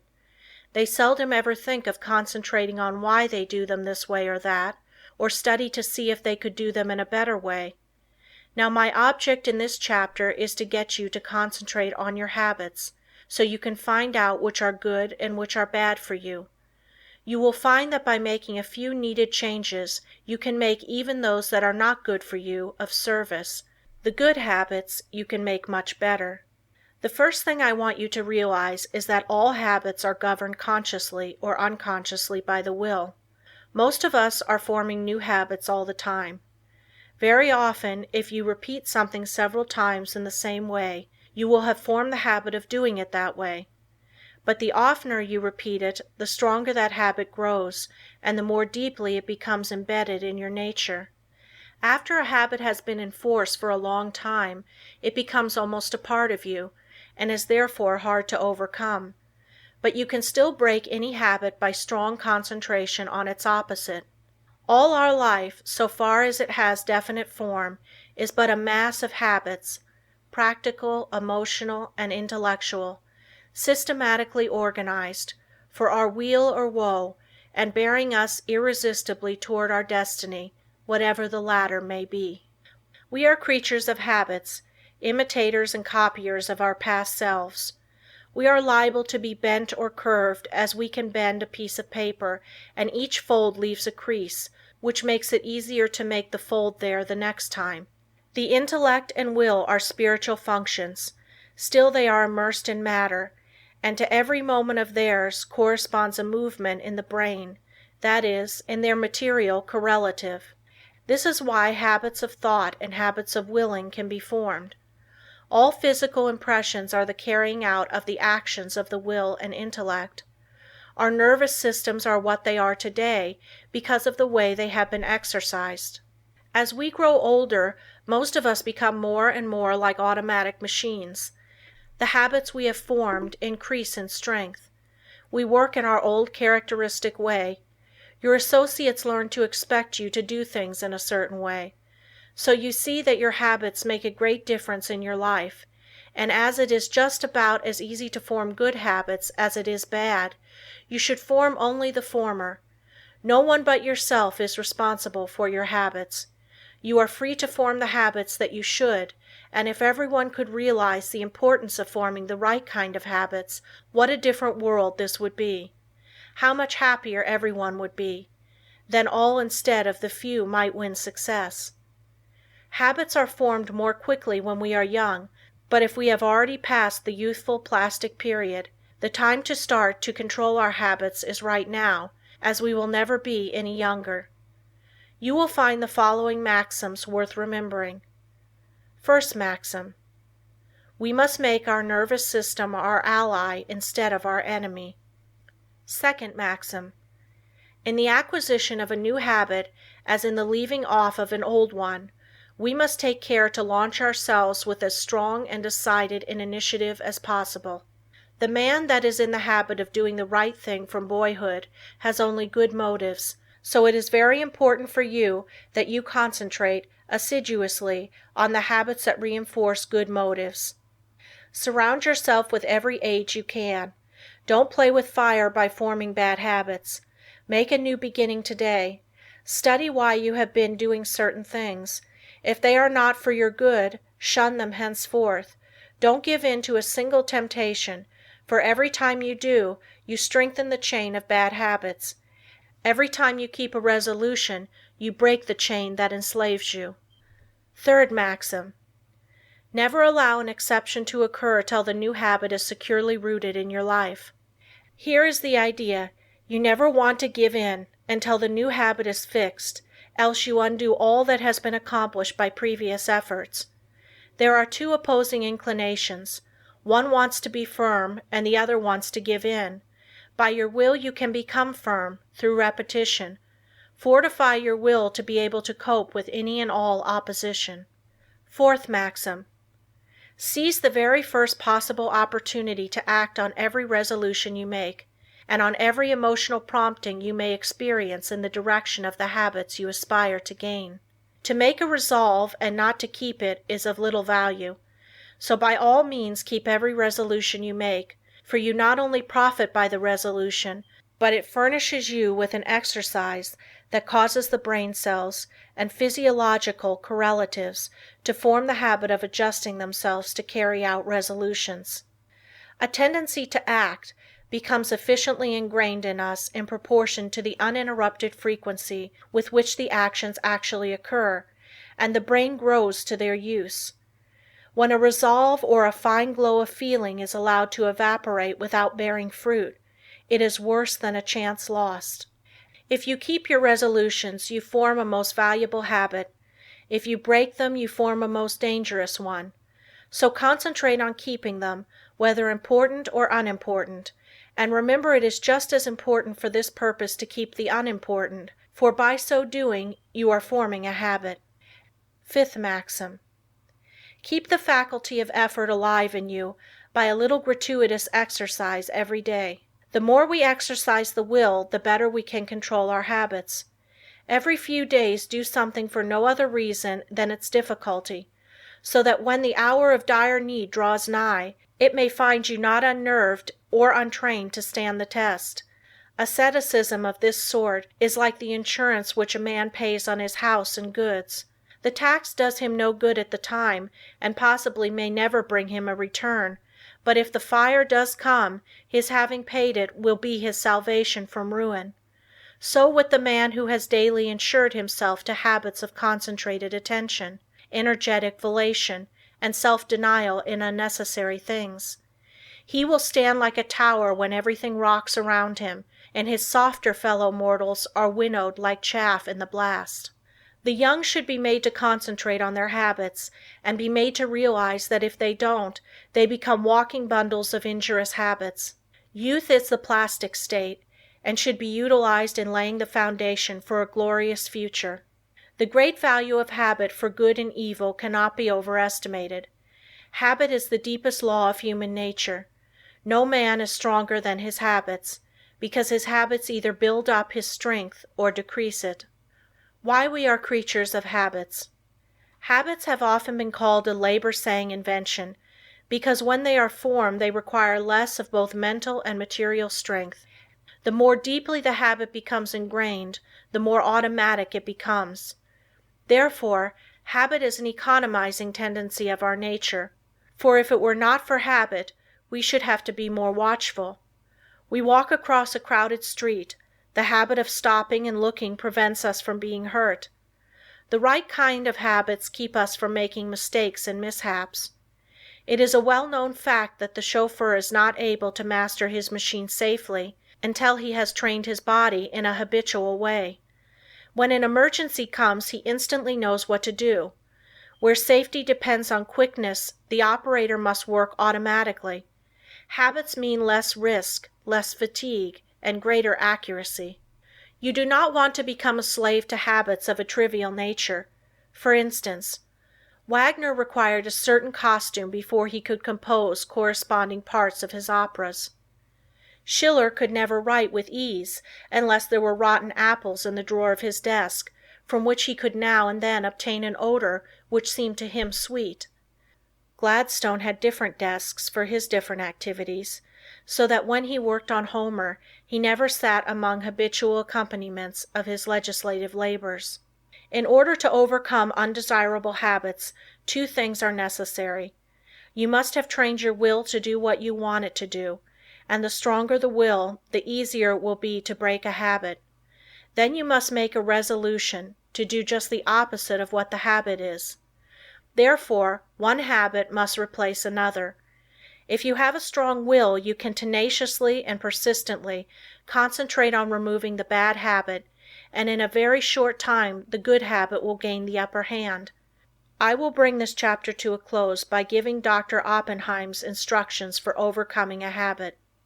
If you want to abolish a habit, and its accumulated circumstances as well, you must grapple with the matter as earnestly as you would with a physical enemy.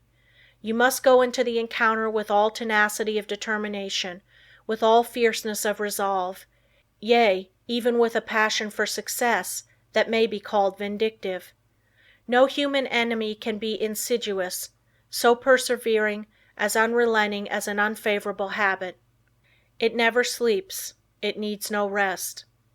It is like a parasite that grows with the growth of the supporting body, and like a parasite, it can best be killed by violent separation and crushing.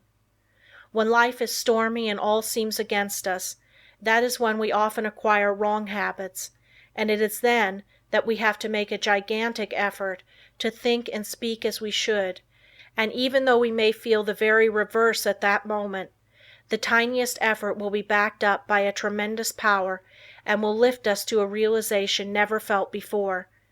It is not in the easy, contented moments of our life that we make our greatest progress, for then it requires no special effort to keep in tune. But it is when we are in the midst of trials and misfortunes, when we think we are sinking, being overwhelmed, then it is important for us to realize that we are linked to a great power, and if we live as we should, there is nothing that can occur in life which could permanently injure us, nothing can happen that should disturb us. So always remember you have within you unlimited power, ready to manifest itself in the form which fills our need at the moment. If when we have something difficult to solve, we would be silent like the child, we can get the inspiration when it comes. We will know how to act. We will find there is no need to hurry or disturb ourselves. That it is always wiser to wait for guidance from within than to act on impulse from without. Lesson 10. Business results through concentration. A successful business is not usually the result of chance. Neither is a failure the result of luck. Most failures could be determined in advance if the founders had been studied. It is not always possible to start a money-making business at the start. Usually a number of changes have to be made. Plans do not work out as their creators thought they would. They may have to be changed a little, broadened it may be, here and there, and as you broaden your business, you broaden your power to achieve. You gain an intense and sustained desire to make your business a success. When you start a business, you may have but a vague notion of the way you will conduct it. You must fill in the details as you go along. You must concentrate on these details. As you straighten out one after another, others will require attention. In this way you cover the field of the first endeavor and new opportunities open up for you. When you realize one desire, another comes. But if you do not fulfill the first desire, you will not the second. The person that does not carry his desires into action is only a dreamer. Desire is a great creative force, if it is pure, intense, and sustained. It is our desires that keep stirring us up to action, and they will strengthen and broaden you if you make them materialize. Every man who achieves success deserves it. When he first started out, he did not understand how to solve the problems that afterwards presented themselves. But he did each thing as it came up in the very best way that he could, and this developed his power of doing bigger things. We become masters of business by learning to do well whatever we attempt. The man that has thorough knowledge of his business can of course direct it much more easily and skillfully than the man who lacks that knowledge. The skilled business director can sit in his private office and still know accurately what is actually being done. He knows what should be done in any given time, and if it is not accomplished, he knows that his employees are not turning out the work that they should. It is then easy to apply the remedy. Business success depends on well-concentrated efforts. You must use every mental force you can muster. The more these are used, the more they increase. Therefore, the more you accomplish today, the more force you will have at your disposal with which to solve your problems tomorrow. If you are working for someone else today and wish to start in a business for yourself, think over carefully what you would like to do. Then when you have resolved what you want to do, you will be drawn towards it. There is a law that opens the way to the fulfillment of your desires. Of course, back of your desires you must put forward the necessary effort to carry out your purpose. You must use your power to put your desires into force. Once they are created and you keep up your determination to have them fulfilled, you both consciously and unconsciously work toward their materialization. Set your heart on your purpose, concentrate your thought upon it, direct your efforts with all your intelligence, and in due time you will realize your ambition. Feel yourself a success, believe you are a success, and thus put yourself in the attitude that demands recognition, and the thought current draws to you what you need to make you a success. Don't be afraid of big undertakings. Go at them with grit, and pursue methods that you think will accomplish your purpose. You may not at first meet with entire success, but aim so high that if you fall a little short, you will still have accomplished much. What others have done, you can do. You may even do what others have been unable to do. Always keep a strong desire to succeed in your mind. Be in love with your aim and work, and make them, as far as possible, square with the rule of the greatest good to the greatest number, and your life cannot be a failure. The successful business attitude must be cultivated to make the most out of your life, the attitude of expecting great things from both yourself and others. It alone will often cause men to make good, to measure up to the best that is in them. It is not the spasmodic spurts that count on a long journey, but the steady efforts. Spurts fatigue and make it hard for you to continue. Rely on your own opinion. It should be as good as anyone else's. When once you reach a conclusion, abide by it. Let there be no doubt or wavering in your judgment. If you are uncertain about every decision you make, you will be subject to harassing doubts and fears which will render your judgment of little value. The man that decides according to what he thinks right and who learns from every mistake acquires a well-balanced mind that gets the best results. He gains the confidence of others. He is known as the man that knows what he wants, and not as the one that is as changeable as the weather. The man of today wants to do business with the man that he can depend upon. Uncertainties in the business world are meeting with more disfavor. Reliable firms want to do business with men of known qualities, with men of firmness, judgment and reliability. So if you wish to start in business for yourself, your greatest asset, with the single exception of a sound physique, is that of a good reputation. A successful business is not hard to build if we can concentrate all our mental forces upon it. It is the man that is unsettled because he does not know what he wants that goes to the wall. We hear persons say that business is trying on the nerves, but it is the unsettling elements of fret and worry and suspense that are nerve exhausting, and not the business. Executing one's plans may cause fatigue, enjoyment comes with rest. If there has not been any unnatural strain, the recuperative powers replace what energy has been lost. By attending to each day's work properly, you develop the capacity to do a greater work tomorrow. It is this gradual development that makes possible the carrying out of big plans. The man that figures out doing something each hour of the day gets somewhere. At the end of each day you should be a step nearer your aim. Keep the idea in mind that you mean to go forward, that each day must mark an advance, and forward you will go. You do not even have to know the exact direction, so long as you are determined to find the way, but you must not turn back once you have started. Even the brilliant men's conceptions of the possibilities of their mental forces are so limited and below their real worth that they are far more likely to belittle their possibilities than they are to exaggerate them. You don't want to think that an aim is impossible because it has never been realized in the past.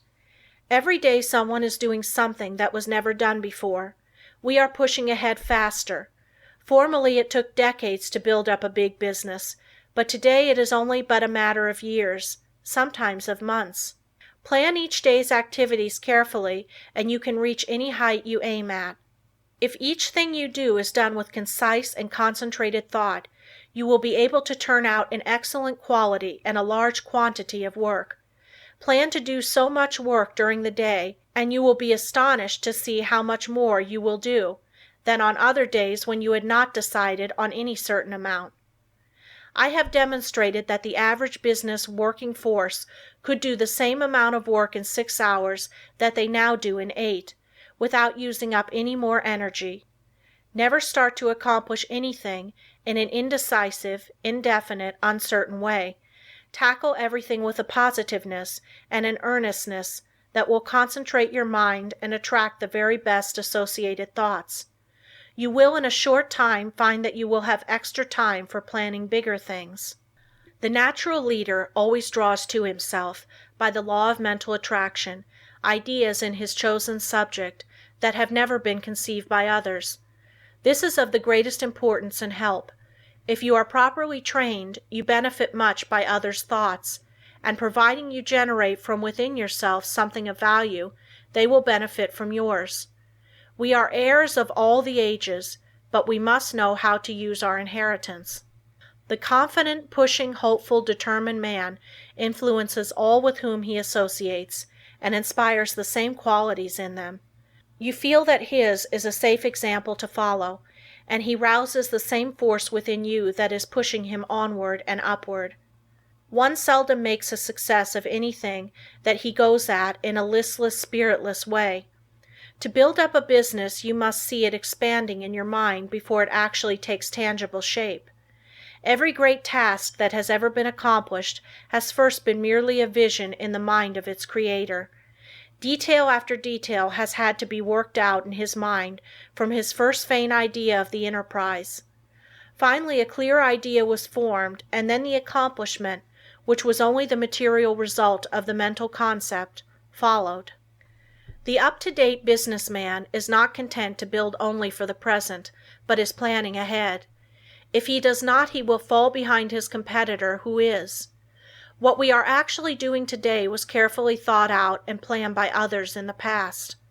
All progressive businesses are conducted this way. That is why the young business man of today is likely to accomplish more in a few years than his father did in all his life. There is no reason why your work or business should fag you out. When it does, there is something wrong. You are attracting forces and influence that you should not, because you are not in harmony with what you are doing. There is nothing so tiring as to try to do the work for which we are unfitted, both by temperament and training. Each one should be engaged in a business that he loves. He should be furthering movements with which he is in sympathy. He will then only do his best work and take intense pleasure in his business. In this way, while constantly growing and developing his powers, he is at the same time rendering through his work genuine and devoted service to humanity.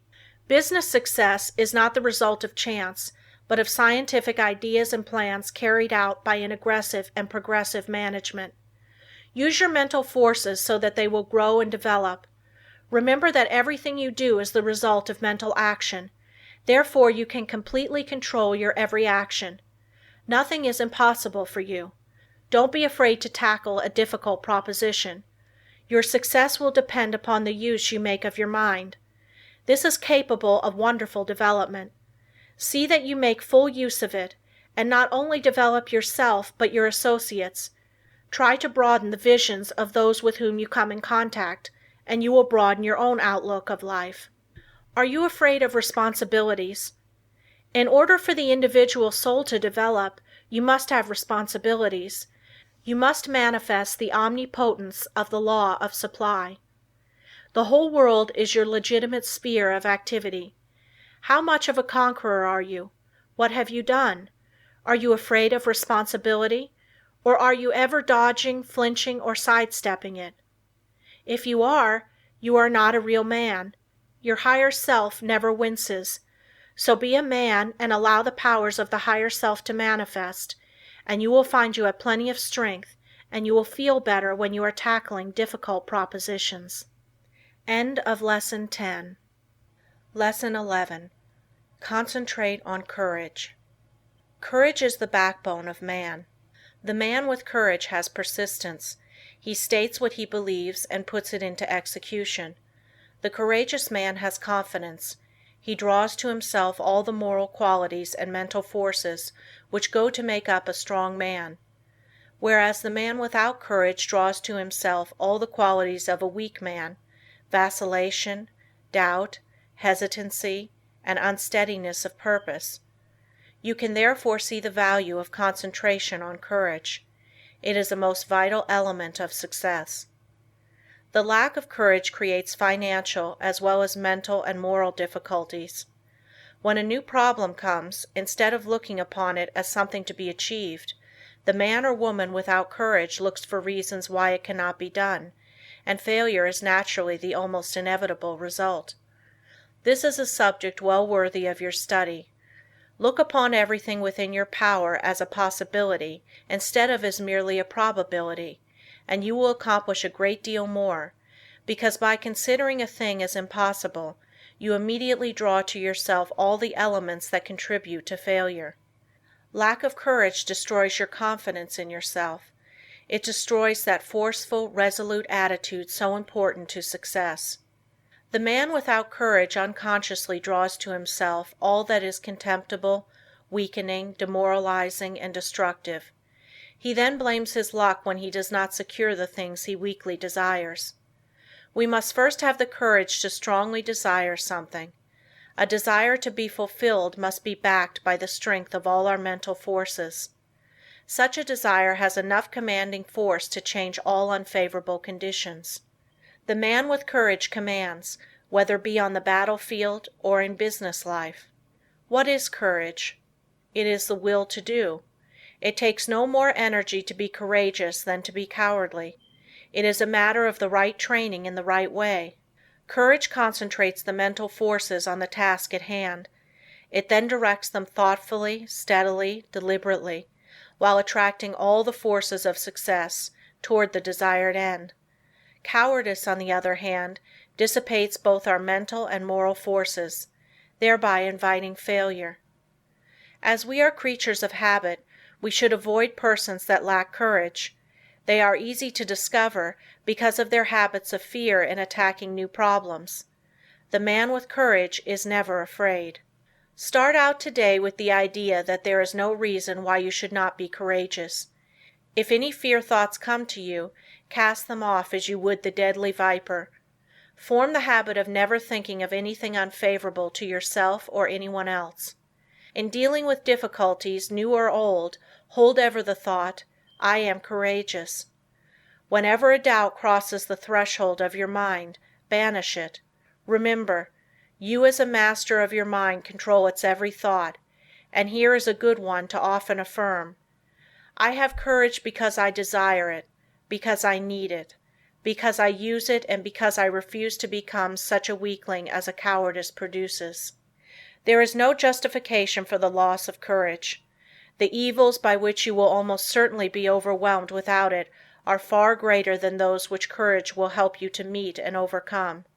Right then must be the moralist who says that the only thing to fear is fear. Never let another's opinion affect you. He cannot tell you what you are able to do. He does not know what you can do with your forces. The truth is, you do not know yourself until you have put yourself to the test. Therefore, how can someone else know? Almost all wonderful achievements have been accomplished after it has been thoroughly demonstrated that they were impossibilities. Once we understand the law, all things are possible. If they were impossibilities, we could not conceive them. Just the moment you allow someone to influence you against what you think is right, you lose that confidence in yourself that inspires courage, and carries with it all the forces which courage creates. Just the moment you begin to swerve in your plan, you begin to carry out another's thought and not your own. You become the directed and not the director. You forsake the courage and resolution of your own mind, and you therefore lack the very forces that you need to sustain and carry out your work. Instead of being self-reliant, you become timid, and this invites failure. When you permit yourself to be influenced from your plan by another, you are unable to judge as you should, because you have allowed another's influence to deprive you of your courage and determination, without absorbing any of his in return, so you are in much the same predicament as you would be in if you turned over all your worldly possessions to another without getting value received. Concentrate on just the opposite of fear, want, poverty, sickness, etc. Never doubt your own ability. You have plenty, if you will just use it. A great many men are failures because they doubt their own capacity. Instead of building up strong mental forces which would be of the greatest use to them, their fear thoughts tear them down. Fear paralyzes energy. It keeps us from attracting the forces that go to make up success. Fear is the worst enemy we have. There are few people that really know that they can accomplish much.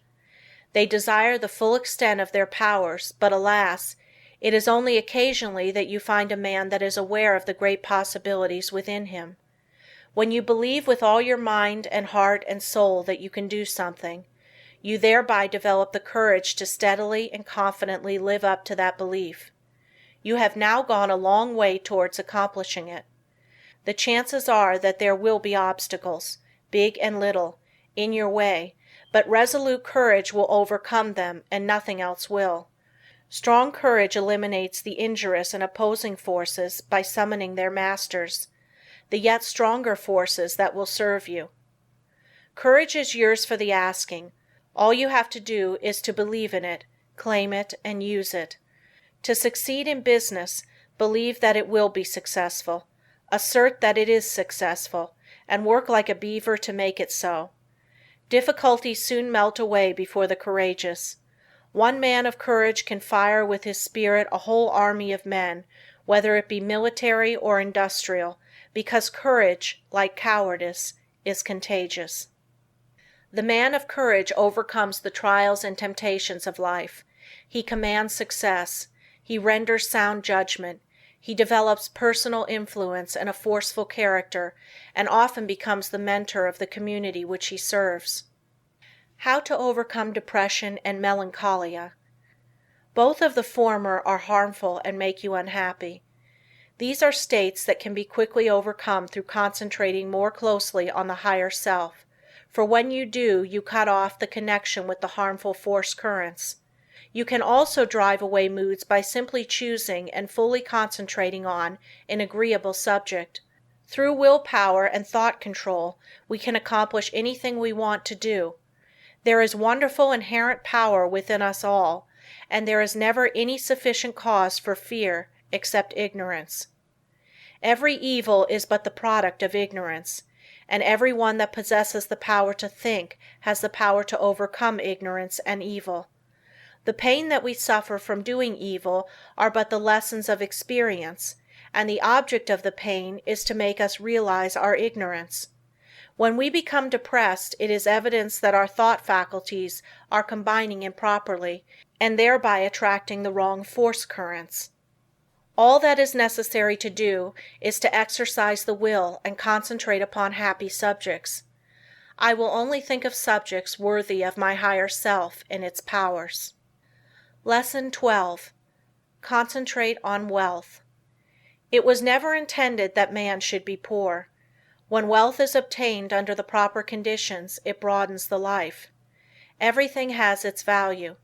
Everything has a good use and a bad use. The forces of mind, like wealth, can be directed either for good or evil. A little rest will recreate forces. Too much rest degenerates into laziness and brainless dreaming longings. If you acquire wealth unjustly from others, you are misusing your forces, but if your wealth comes through the right sources, you will be blessed. Through wealth we can do things to uplift ourselves and humanity. Wealth is many persons' goal. It therefore stimulates their endeavor. They long for it in order to dress and live in such a way as to attract friends. Without friends they would not be so particular of their surroundings. The fact is, the more attractive we make ourselves and our surroundings, the more inspiring are their influences. It is not conducive to proper thought to be surrounded by conditions that are uncongenial and unpleasant. So the first step toward acquiring wealth is to surround yourself with helpful influences. To claim for yourself an environment of culture, place yourself in it and be molded by its influences. Most great men of all ages have been comparatively rich. They have made or inherited money. Without money they could not have accomplished what they did. The man engaged in physical drudgery is not likely to have the same high ideals as the man that can command comparative leisure. Wealth is usually the fruit of achievement. It is not, however, altogether the result of being industrious. Thousands of persons work hard who never grow wealthy. Others with much less effort acquire wealth. Seeing possibilities is another step toward acquiring wealth. A man may be as industrious as he can possibly be, but if he does not use his mental forces, he will be a laborer, to be directed by the man that uses to good advantage his mental forces. No one can become wealthy in an ordinary lifetime by mere savings from earnings. Many scrimp and economize all their lives, but by so doing waste all their vitality and energy. For example, I know a man that used to walk to work. It took him an hour to go and an hour to return. He could have taken a car and gone in 20 minutes. He saved 10 cents a day but wasted an hour and a half. It was not a very profitable investment unless the time spent in physical exercise yielded him large returns in the way of health. The same amount of time spent in concentrated effort to overcome his unfavorable business environment might have firmly planted his feet in the path of prosperity. One of the big mistakes made by many persons of the present generation is that they associate with those who fail to call out or develop the best that is in them. When the social side of life is developed too exclusively, as it often is, and recreation or entertainment becomes the leading motive of a person's life, he acquires habits of extravagance instead of economy, habits of wasting his resources, physical, mental, moral, and spiritual, instead of conserving them. He is, in consequence, lacking in proper motivation. His God-given powers and forces are undeveloped, and he inevitably brings poor judgment to bear upon all the higher relationships of life. While as to his financial fortunes, he is ever the leaner, often a parasite, and always, if opportunity affords, as heavy a consumer as he is a poor producer.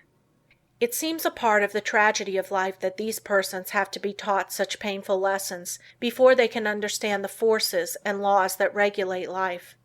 Few profit by the mistakes of others.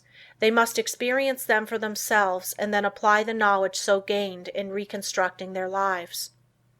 Any man that has ever amounted to anything has never done a great deal of detail work for long periods at any given time. He needs his time to reflect. He does not do his duties today in the same way as yesterday, but as the result of deliberate and concentrated effort, constantly tries to improve his methods.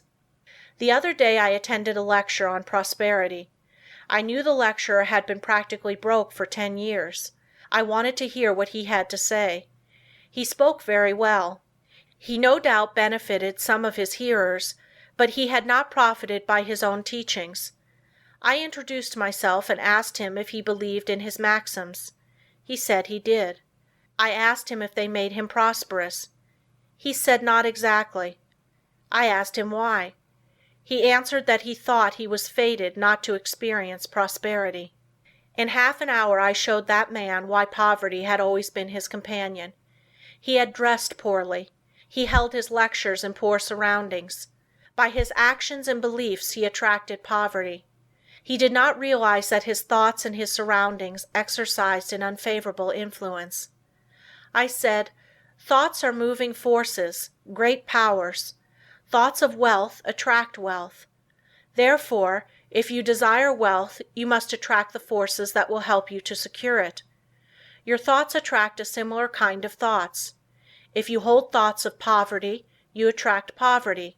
If you make up your mind you are going to be wealthy, you will instill this thought into all your mental forces, and you will at the same time use every external condition to help you.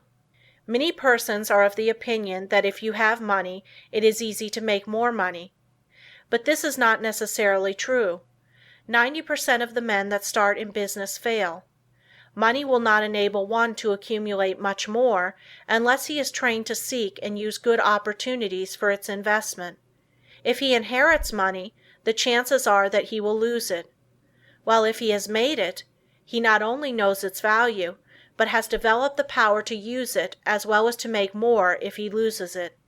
Business success today depends on foresight, good judgment, grit, firm resolution, and settled purpose. But never forget that thought is as real a force as electricity. Let your thoughts be such that you will send out as good as you receive. If you do not, you are not enriching others, and therefore deserve not to be enriched. The man that tries to get all he can from others for nothing becomes so selfish and mean that he does not even enjoy his own acquisitions. We see examples of this every day. What we take from others will in turn be taken from us. All obligations have to be met fairly and squarely. We cannot reach perfection until we discharge every obligation of our lives. We all realize this, so why not willingly give a fair exchange for all that we receive? Again I repeat that the first as well as the last step in acquiring wealth is to surround yourself with good influences, good thought, good health, good home and business environment, and successful business associates. Cultivate, by every legitimate means, the acquaintance of men of big caliber. Bring your thought vibrations in regard to business into harmony with theirs. This will make your society not only agreeable, but sought after, and when you have formed intimate friendships with clean, reputable men of wealth, entrust to them for your investment your surplus earnings, however small, until you have developed the initiative and business acumen to successfully manage your own investments. By this time you will, through such associations, have found your place in life, which if you have rightly concentrated upon and used your opportunities, will not be among men of small parts. With a competence secured, you will take pleasure in using a part of it in making the road you traveled in reaching your position easier for those who follow you. There is somewhere in every brain the energy that will get you out of that rut and put you far up on the mountain of success if you can only use the energy. You know that gasoline in the engine of an automobile doesn't move the car until the spark comes to explode the gasoline. So it is with the mind of man. We are not speaking now of men of great genius, but of average, able citizens. Each one of them has in his brain the capacity to climb over the word impossible and get into the successful country beyond. And hope, self-confidence, and the determination to do something supply the spark that makes the energy work. End of Lesson 12. Lesson 13. You can concentrate, but will you? All have the ability to concentrate, but will you? You can, but whether you will or not depends on you. It is one thing to be able to do something, and another thing to do it. There is far more ability not used than is used. Why do not more men of ability make something of themselves? There are comparatively few successful men, but many ambitious ones. Why do not more get along? Cases may differ, but the fault is usually their own. They have had chances, perhaps better ones than some others, that have made good. What would you like to do that you are not doing? If you think you should be getting on better, why don't you? Study yourself carefully. Learn your shortcomings. Sometimes only a mere trifle keeps one from branching out and becoming a success. Discover why you have not been making good, the cause of your failure. Have you been expecting someone to lead you, or to make a way for you? If you have, concentrate on a new line of thought. There are two things absolutely necessary for success: energy and the will to succeed. Nothing can take the place of either of these. Most of us will not have an easy path to follow, so don't expect to find one. The hard knocks develop our courage and moral stamina. The persons that live in an indolent and slipshod way never have any. They have never faced conditions and therefore don't know how. The world is no better for their living. We must make favorable conditions and not expect them to shape themselves. It is not the man that says, "It can't be done," but the man that goes ahead in spite of adverse advice and shows that it can be done, that gets there today. The Lord helps those that help themselves is a true saying. We climb the road to success by overcoming obstacles. Stumbling blocks are but stepping stones for the man that says, "I can and I will." When we see cripples, the deaf and dumb, the blind and those with other handicaps amounting to something in the world, the able-bodied man should feel ashamed of himself if he does not make good. There is nothing that can resist the force of perseverance. The way ahead of all of us is not clear sailing, but all hard passages can be bridged if you just think they can and concentrate on how to do it. But if you think the obstacles are unsurmountable, you will not of course try, and even if you do, it will only be in a half-hearted way, a way that accomplishes nothing. Many men will not begin an undertaking unless they feel sure they will succeed in it. What a mistake! This would be right if we were sure of what we could and could not do. But who knows? There may be an obstruction there now that may not be there next week. There may not be an obstruction there now that will be there next week. The trouble with most persons is that just as soon as they see their way blocked, they lose courage. They forget that usually there is a way around the difficulty. It's up to you to find it. If you tackle something with little effort, when the conditions call for a big effort, you will of course not win. Tackle everything with a feeling that you will utilize all the power within you to make it a success. This is the kind of concentrated effort that succeeds. Most people are beaten before they start. They think they are going to encounter obstacles, and they look for them instead of for means to overcome them. The result is that they increase their obstacles instead of diminishing them. Have you ever undertaken something that you thought would be hard, but afterwards found it to be easy? That is the way a great many times. The things that look difficult in advance turn out to be easy of conquest when once encountered.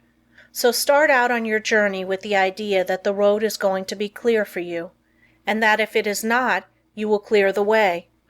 All men that have amounted to something have cleared their way, and they did not have the assistance that you will have today. The one great keynote of success is to do whatever you have decided on. Don't be turned from your path, but resolve that you are going to accomplish what you set out to do. Don't be frightened at a few rebuffs, for they cannot stop the man that is determined, the man that knows in his heart that success is only brought by tremendous resolution, by concentrated and wholehearted effort. He who has a firm will, says Goethe, molds the world to himself. People do not lack strength, says Victor Hugo. They lack will.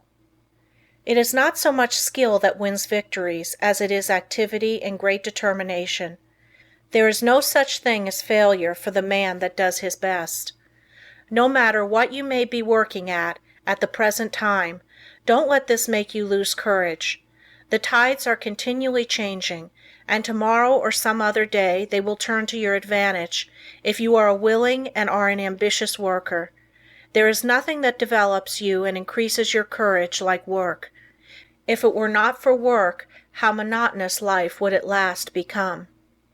So I say to the man that wants to advance, don't look upon your present position as your permanent one. Keep your eyes open, and add those qualities to your makeup that will assist you when your opportunity comes. Be ever alert and on the watch for opportunities. Remember, we attract what we set our minds on. If we look for opportunities, we will find them. If you are the man you should be, someone is looking for you to fill a responsible position. So when he finds you, don't let your attention wander. Give it all to him. Show that you can concentrate your powers, that you have the makeup of a real man. Show no signs of fear, uncertainty, or doubt. The man that is sure of himself is bound to get to the front. No circumstances can prevent him. Lesson 14. The Art of Concentrating by Means of Practical Exercises. Select some thought and see how long you can hold your mind on it. It is well to have a clock at first and keep track of the time. If you decide to think about health, you can get a great deal of good from your thinking besides developing concentration. Think of health as being the greatest blessing there is in the world. Don't let any other thought drift in. Just the moment one starts to obtrude, make it get out. Make it a daily habit of concentrating on this thought for, say, 10 minutes. Practice until you can hold it to the exclusion of everything else. You will find it of the greatest value to centralize your thoughts on health. Regardless of your present condition, see yourself as you would like to be and be blind to everything else. You will find it hard at first to forget your ailments, if you have any, but after a short while you can shut out these negative thoughts and see yourself as you want to be. Each time you concentrate, you form a more perfect image of health, and as you come into its realization, you become healthy, strong, and wholesome. I want to impress upon your mind that the habit of forming mental images is of the greatest value. It has always been used by successful men of all ages, but few realize its full importance. Do you know that you are continually acting according to the images you form? If you allow yourself to mold negative images, you unconsciously build a negative disposition. You will think of poverty, weakness, disease, fear, etc. Just as surely as you think of these, will your objective life express itself in a like way. Just what we think, we will manifest in the external world. In deep concentration you become linked with the great creative spirit of the universe, and the creative energy then flows through you, vitalizing your creations into form. In deep concentration your mind becomes attuned with the infinite and registers the cosmic intelligence and receives its messages. You become so full of the cosmic energy that you are literally flooded with divine power. This is a most desired state. It is then we realize the advantages of being connected with the supra-consciousness. The supra-consciousness registers the higher cosmic vibrations. It is often referred to as the wireless station, the message recorded coming from the universal mind. There are very few that reach this stage of concentration. Very few even know that it is possible. They think concentration means limitation to one subject, but this deeper concentration that brings us into harmony with the infinite is that which produces and maintains health. When you have once come in contact with your supra-consciousness, you become the controller of your human thoughts. That which comes to you is higher than human thoughts. It is often spoken of as cosmic consciousness. Once it is experienced, it is never forgotten. Naturally, it requires a good deal of training to reach this state, but when you do, it becomes easier each time to do, and in the course of time you can become possessed of power which was unknown to you before. You are able to direct the expression of almost infinite power while in this deeper state of concentration. Exercises in concentration.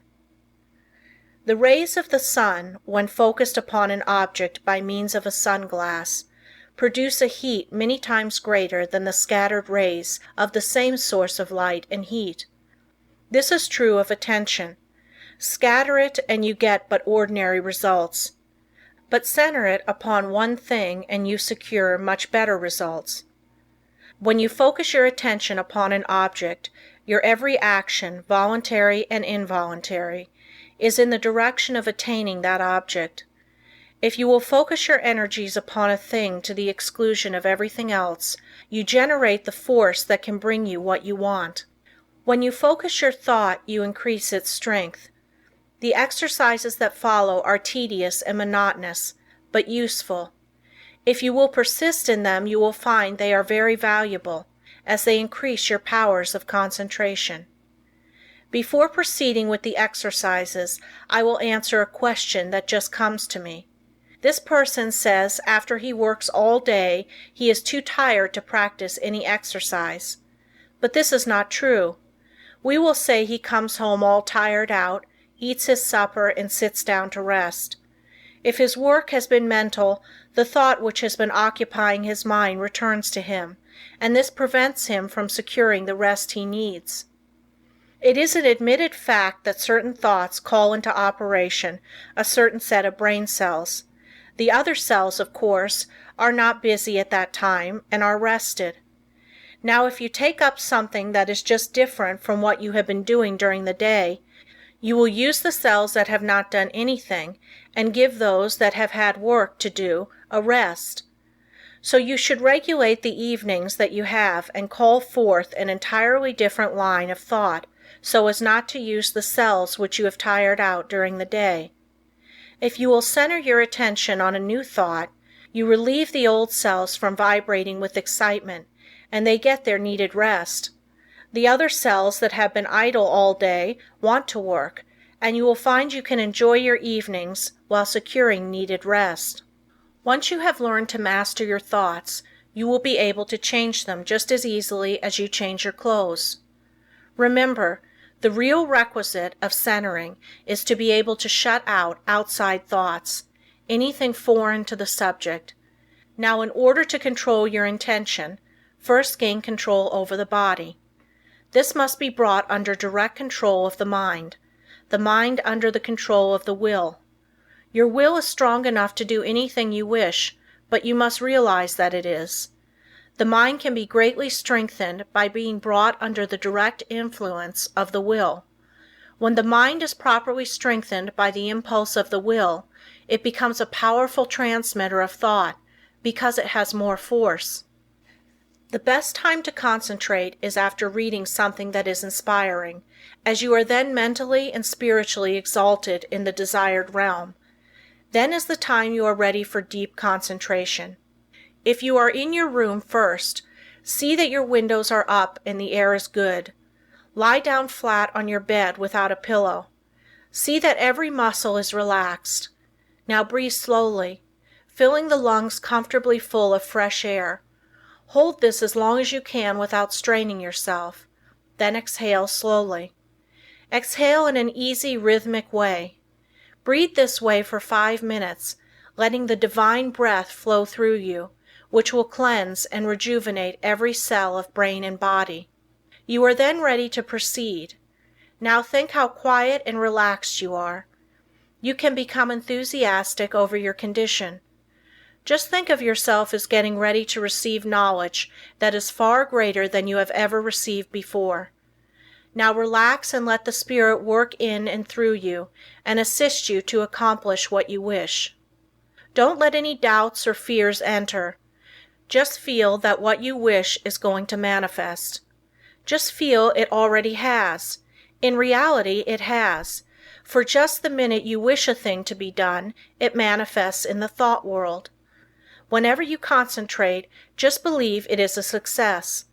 Keep up this feeling and allow nothing to interfere, and soon you will find you have become the master of concentration. You will find that this practice will be of wonderful value to you, and that rapidly you will be learning to accomplish anything that you undertake.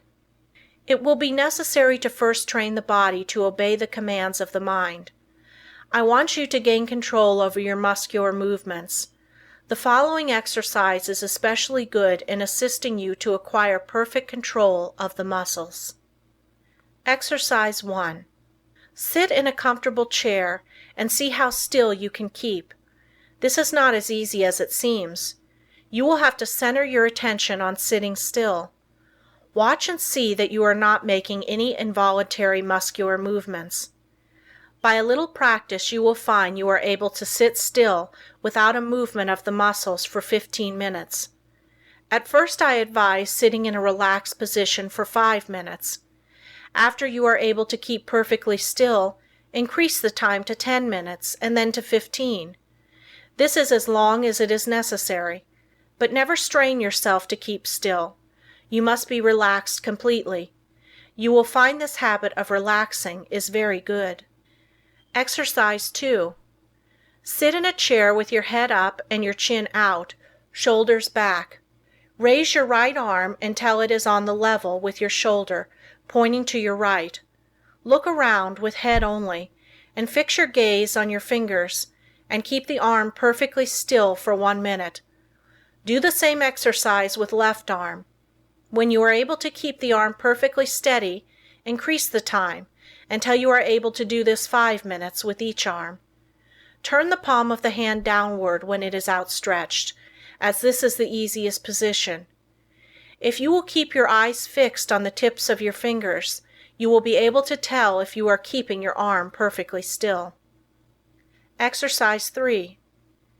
Fill a small glass of water and grasp it by the fingers. Put the arm directly in front of you. Now fix the eyes upon the glass and try to keep the arm so steady that no movement will be noticeable. Do this first for 1 moment and then increase it to 5. Do the exercise with first one arm and then the other. Exercise 4. Watch yourself during the day and see that your muscles do not become tense or strained. See how easy and relaxed you can keep yourself. See how poised you can be at all times. Cultivate a self-poised manner instead of a nervous, strained appearance. This mental feeling will improve your carriage and demeanor. Stop all useless gestures and movements of the body. These mean that you have not proper control over your body. After you have acquired this control, notice how ill at ease people are that they have not gained this control. I have just been sizing up a salesman that has just left me. Part of his body kept moving all the time. I just felt like saying to him, "Do you know how much better appearance you would make if you would just learn to speak with your voice instead of trying to express what you say with your whole body?" Just watch those that interview you and see how they lack poise. Get rid of any habit you have of twitching or jerking any part of your body. You will find you make many involuntary movements. You can quickly stop any of these by merely centering your attention on the thought, "I will not." If you are in the habit of letting noises upset you, just exercise control. When the door slams or something falls, etc., just think of these as exercises in self-control. You will find many exercises like this in your daily routine. The purpose of the above exercises is to gain control over the involuntary muscular movement, making your actions entirely voluntary. The following exercises are arranged to bring your voluntary muscles under the control of the will, so that your mental forces may control your muscular movements. Exercise 5. Move your chair up to a table, placing your hands upon it, clenching the fists, keeping the back of the hand on the table and the thumb doubled over the fingers. Now fix your gaze upon the fist for a while, then gradually extend the thumb, keeping your whole attention fixed upon the act, just as if it was a matter of great importance. Then gradually extend your first finger, then your second, and so on until you open the rest. Then reverse the process, closing first the last one opened, and then the rest, and finally you will have the fist again in the original position with the thumb closed over the finger. Do this exercise with the left hand. Keep up this exercise first with one hand and then the other until you have done it 5 times with each hand. In a few days you can increase it to 10 times.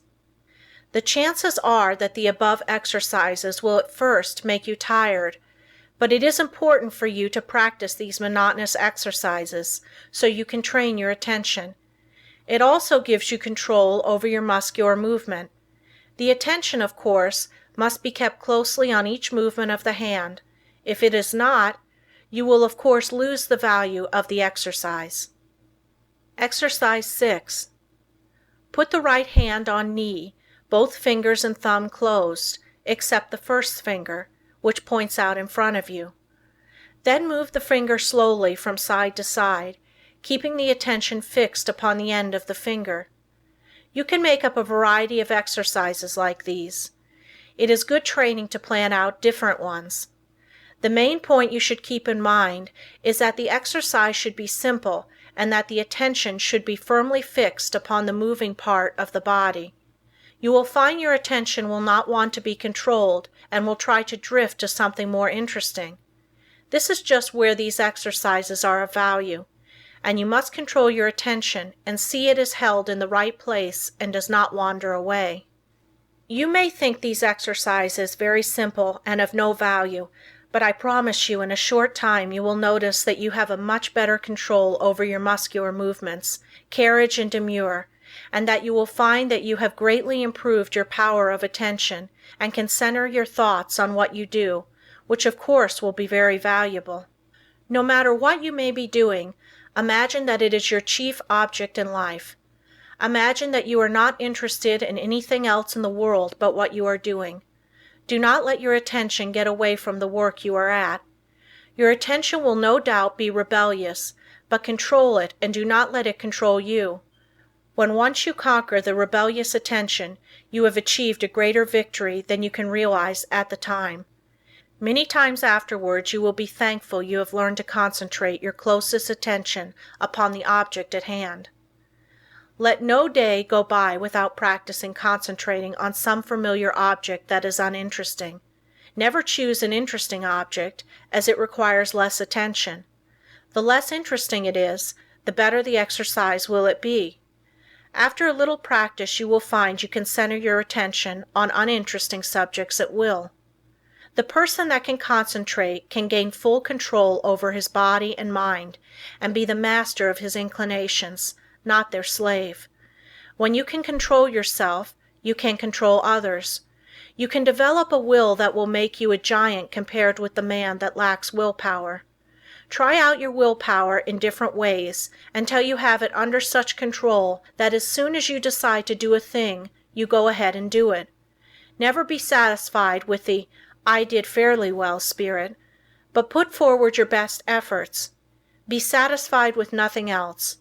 When you have gained this, you are the man you were intended to be. Exercise 7. Concentration increases the sense of smell. When you take a walk, or drive in the country, or pass a flower garden, concentrate on the odor of flowers and plants. See how many different kinds you can detect. Then choose one particular kind and try to sense only this. You will find that this strongly intensifies the sense of smell. The differentiation requires, however, a particularly attentive attitude. When sense of smell is being developed, You should not only shut out from the mind every thought but that of odor, but you should also shut out cognizance of every odor save that upon which your mind, for the time, is concentrated. You can find plenty of opportunity for exercises for developing the sense of smell. When you are out in the air, be on the alert for the different odors. You will find the air laden with all kinds, but let your concentration upon the one selected be such that a scent of its fragrance, in after years, will vividly recall the circumstances of this exercise. The object of these exercises is to develop concentrated attention, and you will find that you can, through their practice, control your mind and direct your thoughts, just the same as you can your arm. Exercise 8. Concentration on the within. Lie down and thoroughly relax your muscles. Concentrate on the beating of your heart. Do not pay any attention to anything else. Think how this great organ is pumping the blood to every part of the body. Try to actually picture the blood leaving the great reservoir and going in one stream right down to the toes. Picture another going down the arms to the tips of the fingers. After a little practice you can actually feel the blood passing through your system. If at any time you feel weak in any part of your body, will that an extra supply of blood shall go there. For instance, if your eyes feel tired, picture the blood coming from the heart, passing up through the head and out to the eyes. You can wonderfully increase your strength by this exercise. Men have been able to gain such control over their heart that they have actually stopped it from beating for 5 minutes. This, however, is not without danger, and it is not to be practiced by the novice. I have found the following a very helpful exercise to take just before going to bed and on rising in the morning. Say to yourself, "Every cell in my body thrills with life. Every part of my body is strong and healthy." I have known a number of people to greatly improve their health in this way. You become what you picture yourself to be. If your mind thinks of sickness in connection with self, you will be sick. If you imagine yourself in strong, vigorous health, the image will be realized. You will be healthy. Exercise 9. Concentrating on sleep. What is known as the water method is, although very simple, very effective in inducing sleep. Put a full glass of clear water on a table in your sleeping room. Sit in a chair beside the table and gaze into the glass of water and think how calm it is. Then picture yourself getting into just as calm a state. In a short time you will find the nerves becoming quiet and you will be able to go to sleep. Sometimes it is good to picture yourself becoming drowsy to induce sleep, and again, the most persistent insomnia has been overcome by one thinking of himself as some innate object, for instance, a hollow log in the depths of the cool, quiet forest. Those who are troubled with insomnia will find these sleep exercises that quiet the nerves very effective. Just keep the idea in your mind that there is no difficulty in going to sleep. Banish all fears of insomnia. Practice these exercises and you will sleep. By this time you should have awakened to the possibilities of concentration and have become aware of the important part it plays in your life. Exercise 10. Concentration will save energy and appearance. Watch yourself and see if you are not in the habit of moving your hands, thumping something with your fingers, or twirling your mustache. Some have the habit of keeping their feet going, as for instance, tapping them on the floor. Practice standing before a mirror and see if you are in the habit of frowning or causing wrinkles to appear in the forehead. Watch others and see how they needlessly twist their faces in talking. Any movement of the face that causes the skin to wrinkle will eventually cause a permanent wrinkle. As the face is like a piece of silk, you can make a fold in it a number of times, and it will straighten out of itself, but if you continue to make a fold in it, it will in time be impossible to remove it. By concentration, you can stop the worry habit. If you are in the habit of worrying over the merest trifles, just concentrate on this a few minutes and see how needless it is. If you are also in the habit of becoming irritable or nervous at the least little thing, Check yourself instantly when you feel yourself becoming so. Start to breathe deeply. Say, "I will not be so weak. I am a master of myself," and you will quickly overcome your condition. Exercise 11. By concentration, you can control your temper. If you are one of those that flare up at the slightest provocation and never try to control yourself, just think this over a minute. Does it do you any good? Do you gain anything by it? Doesn't it put you out of poise for some time? Don't you know that this grows on you and will eventually make you despised by all that have any dealings with you? Everyone makes mistakes, and instead of becoming angry at their perpetrators, just say to them, "Be more careful next time." This thought will be impressed on them, and they will be more careful. But if you continually complain about their making a mistake, the thought of a mistake is impressed on them, and they will be more likely to make mistakes in the future. All lack of self-control can be conquered, if you will but learn to concentrate. Many of you that read this may think you are not guilty of either of these faults, but if you will carefully watch yourself, you will probably find that you are, and if this is so, you will be greatly helped by repeating this affirmation each morning. I am going to try today not to make a useless gesture, or to worry over trifles, or become nervous or irritable.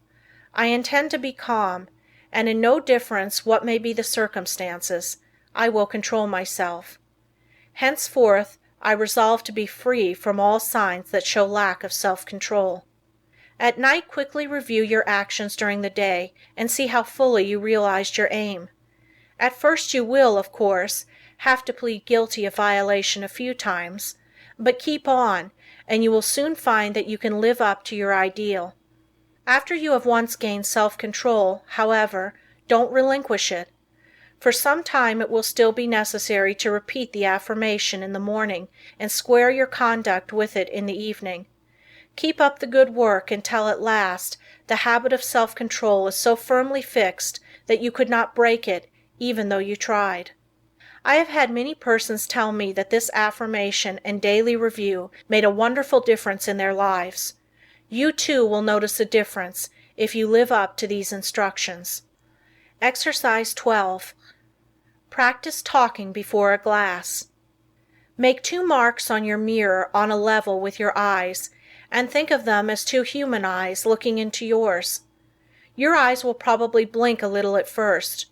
Do not move your head, but stand erect. Concentrate all your thoughts on keeping your head perfectly still. Do not let another thought come into your mind. Then, still keeping the head, eyes, and body still, think that you look like a reliable man or woman should, like a person that anyone would have confidence in. Do not let your appearance be such as to justify the remark, "I don't like his appearance. I don't believe he can be trusted." While standing before the mirror, practice deep breathing. See that there is plenty of fresh air in the room and that you are literally feasting on it. You will find that, as it permeates every cell, your timidity will disappear. It has been replaced by a sense of peace and power. The one that stands up like a man and has control over the muscles of his face and eyes always commands attention. In his conversation, he can better impress those with whom he comes in contact. He acquires a feeling of calmness and strength that causes opposition to melt away before it. 3 minutes a day is long enough for the practice of this exercise. Look at the clock before you commence the exercise, and if you find you can prolong the exercise for more than 5 minutes, do so. The next day, sit in a chair, and without looking at the picture, concentrate on it and see if you cannot think of additional details concerning it. The chances are you will be able to think of many more. It might be well for you to write down all you thought of the first day, and then add to the list each new discovery. You will find that this is a very excellent exercise in concentration.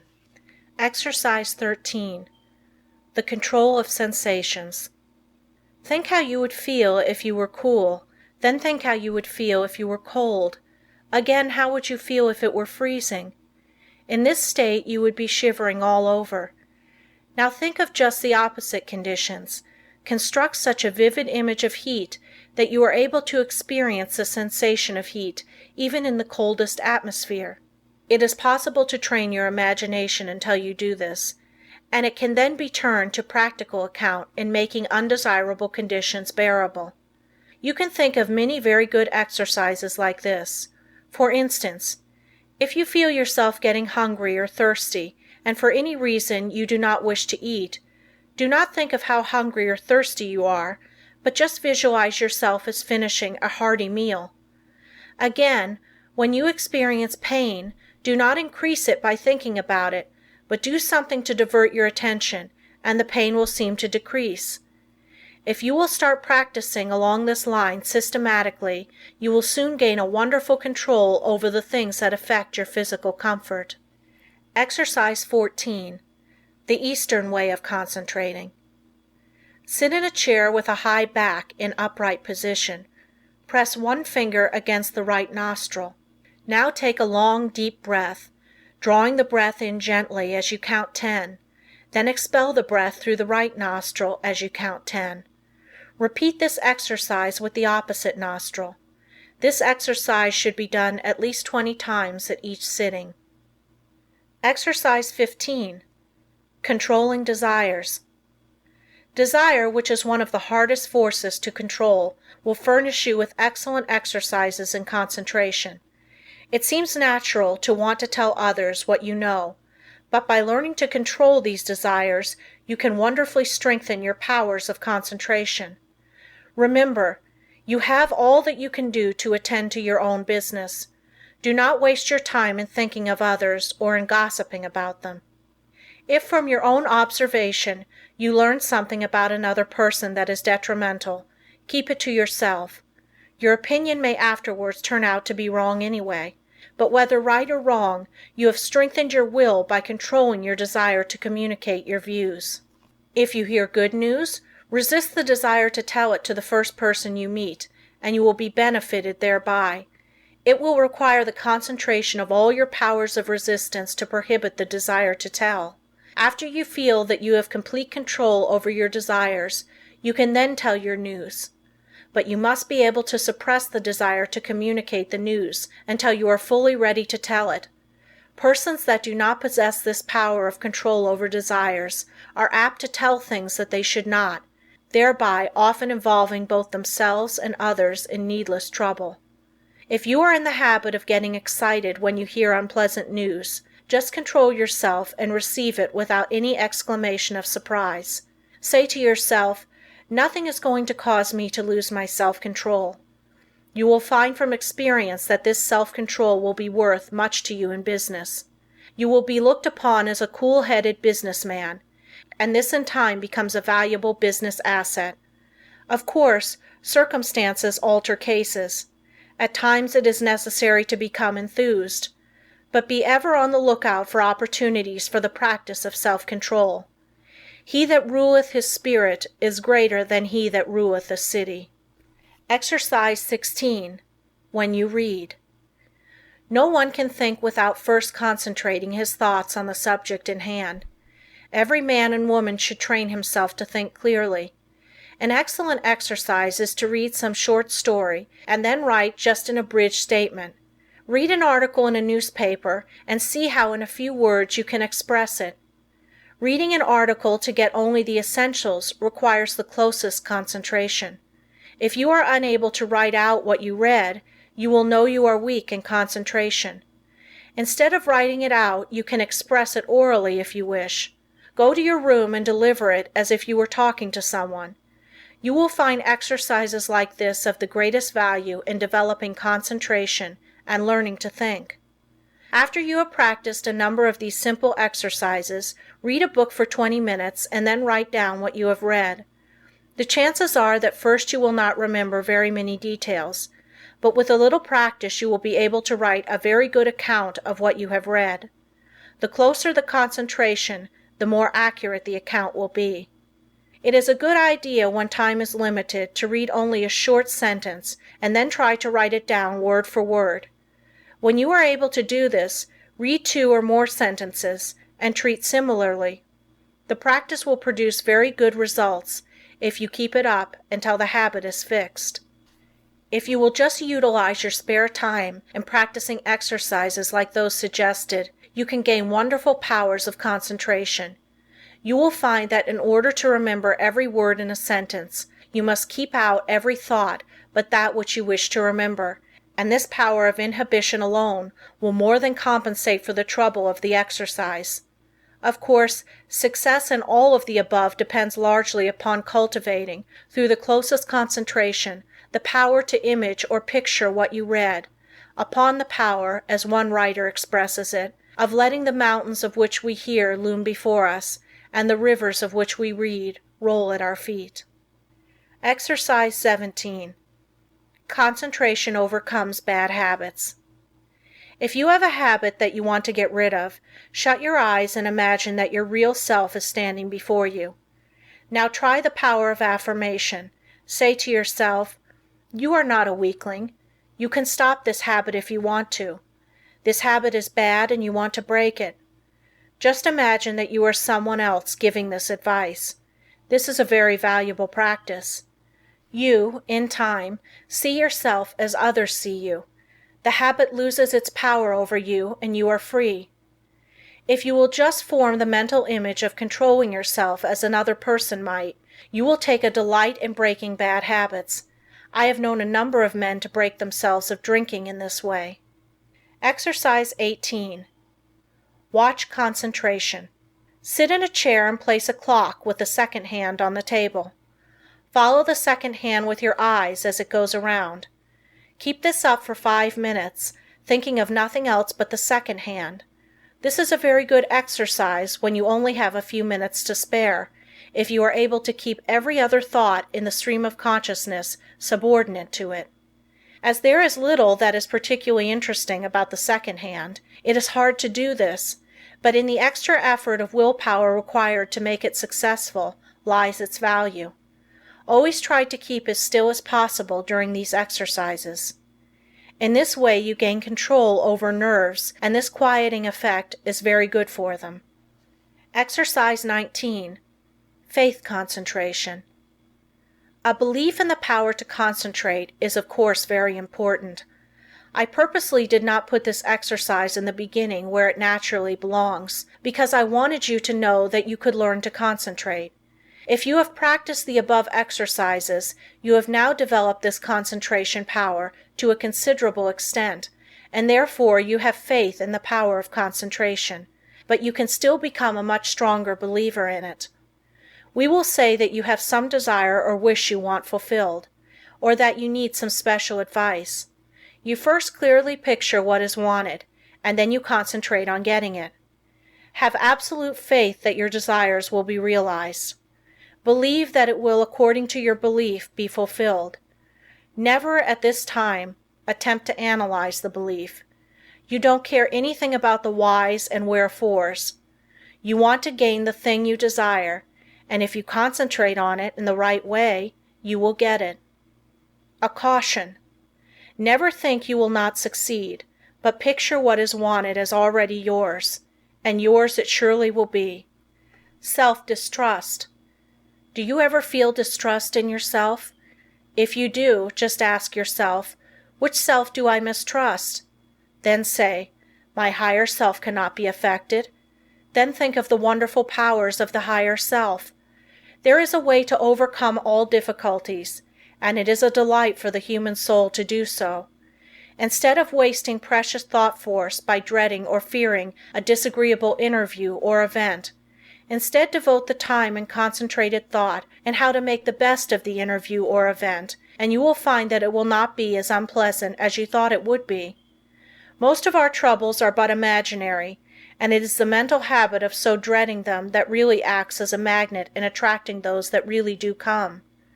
Your evil circumstances are created or attracted by your own negative fears and wrong thoughts, and are a means of teaching you to triumph over all evils, by discovering that which is inherent within yourself.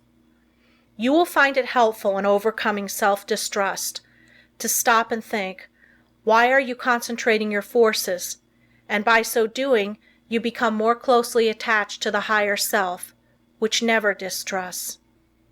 End of Lesson 14.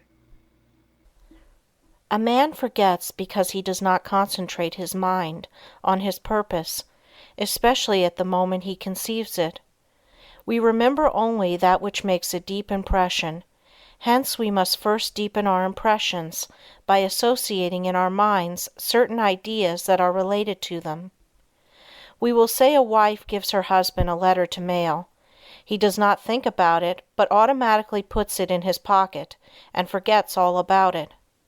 When the letter was given to him, had he said to himself, "I will mail this letter.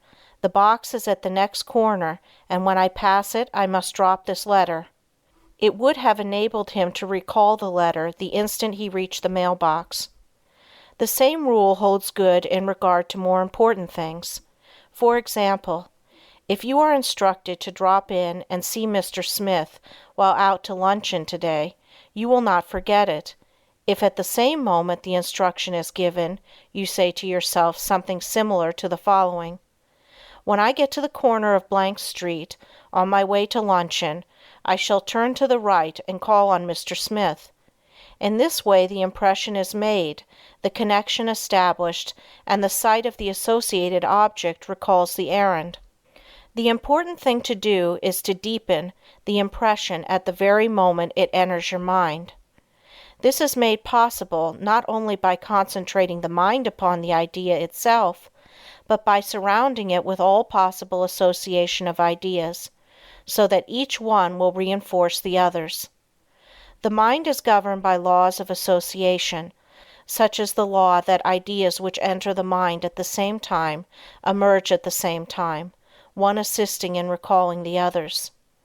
The reason why people cannot remember what they want to is that they have not concentrated their minds sufficiently on their purpose at the moment when it was formed. You can train yourself to remember in this way by the concentration of the attention on your purpose, in accordance with the laws of association. When once you form this habit, the attention is easily centered and the memory easily trained.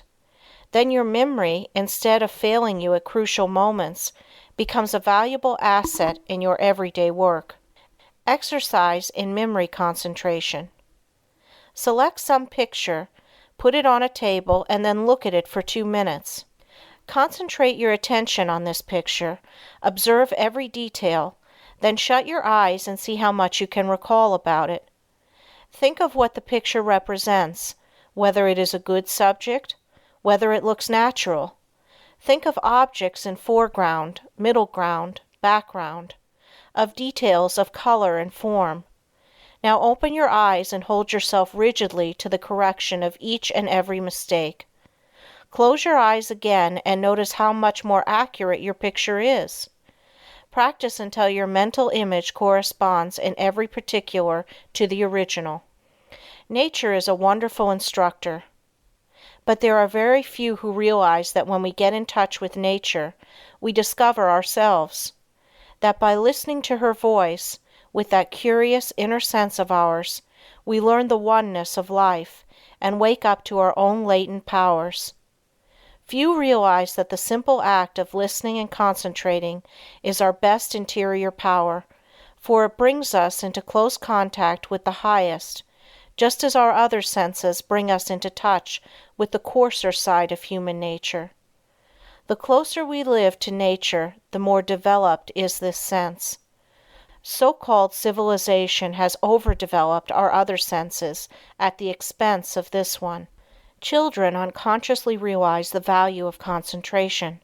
For instance, when a child has a difficult problem to solve and gets to some knotty point which he finds himself mentally unable to do, though he tries his hardest, he will pause and keep quite still, leaning on his elbow, apparently listening. Then you will see, if you are watching, sudden illumination come, and he goes on happily and accomplishes his task. A child instinctively but unconsciously knows when he needs help.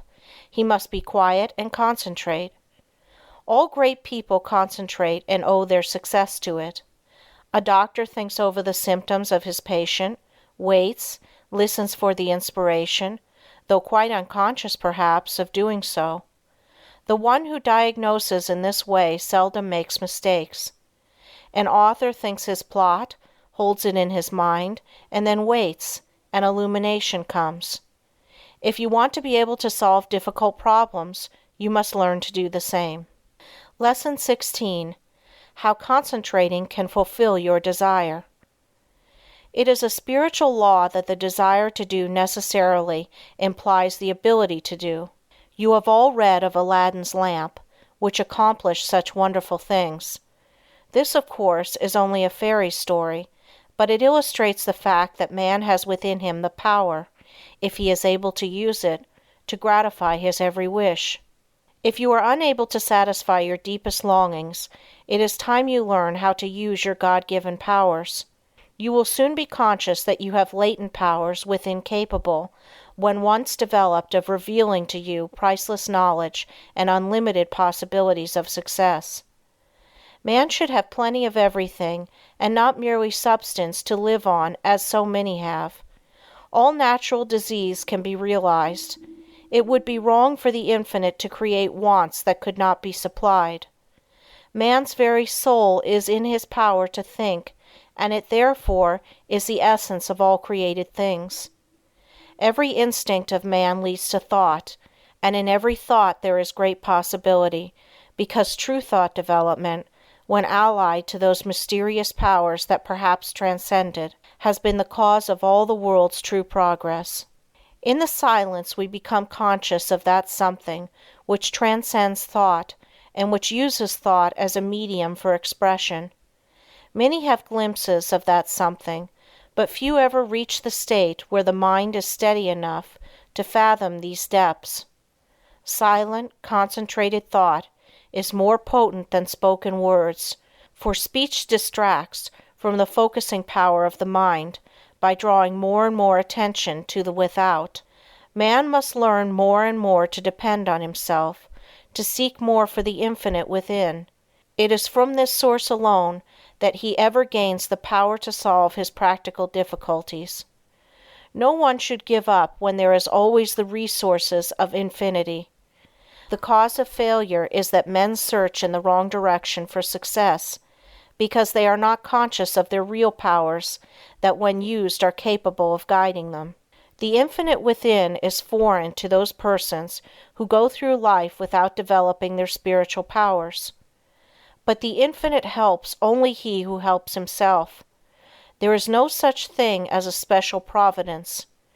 Man will not receive help from the infinite except to the extent that he believes and hopes and prays for help from this great source. Concentrate on what you want and get it.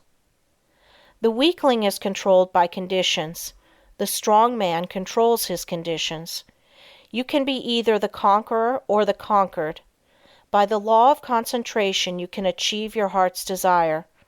This law is so powerful that which at first seems impossible becomes attainable. By this law, what you at first see as a dream becomes a reality. Remember that the first step in concentration is to form a mental image of what you wish to accomplish. This image becomes a thought seed that attracts thoughts of a similar nature. Around this thought, when it is once planted in the imagination or creative region of the mind, you group or build associated thoughts which continue to grow as long as your desire is keen enough to compel close concentration.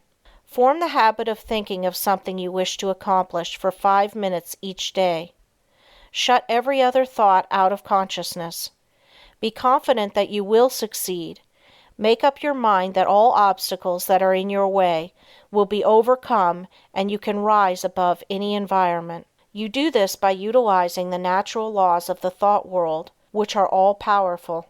A great aid in the development of concentration is to write out your thoughts on that which lies nearest your heart, and to continue, little by little, to add to it until you have as nearly as possible exhausted the subject.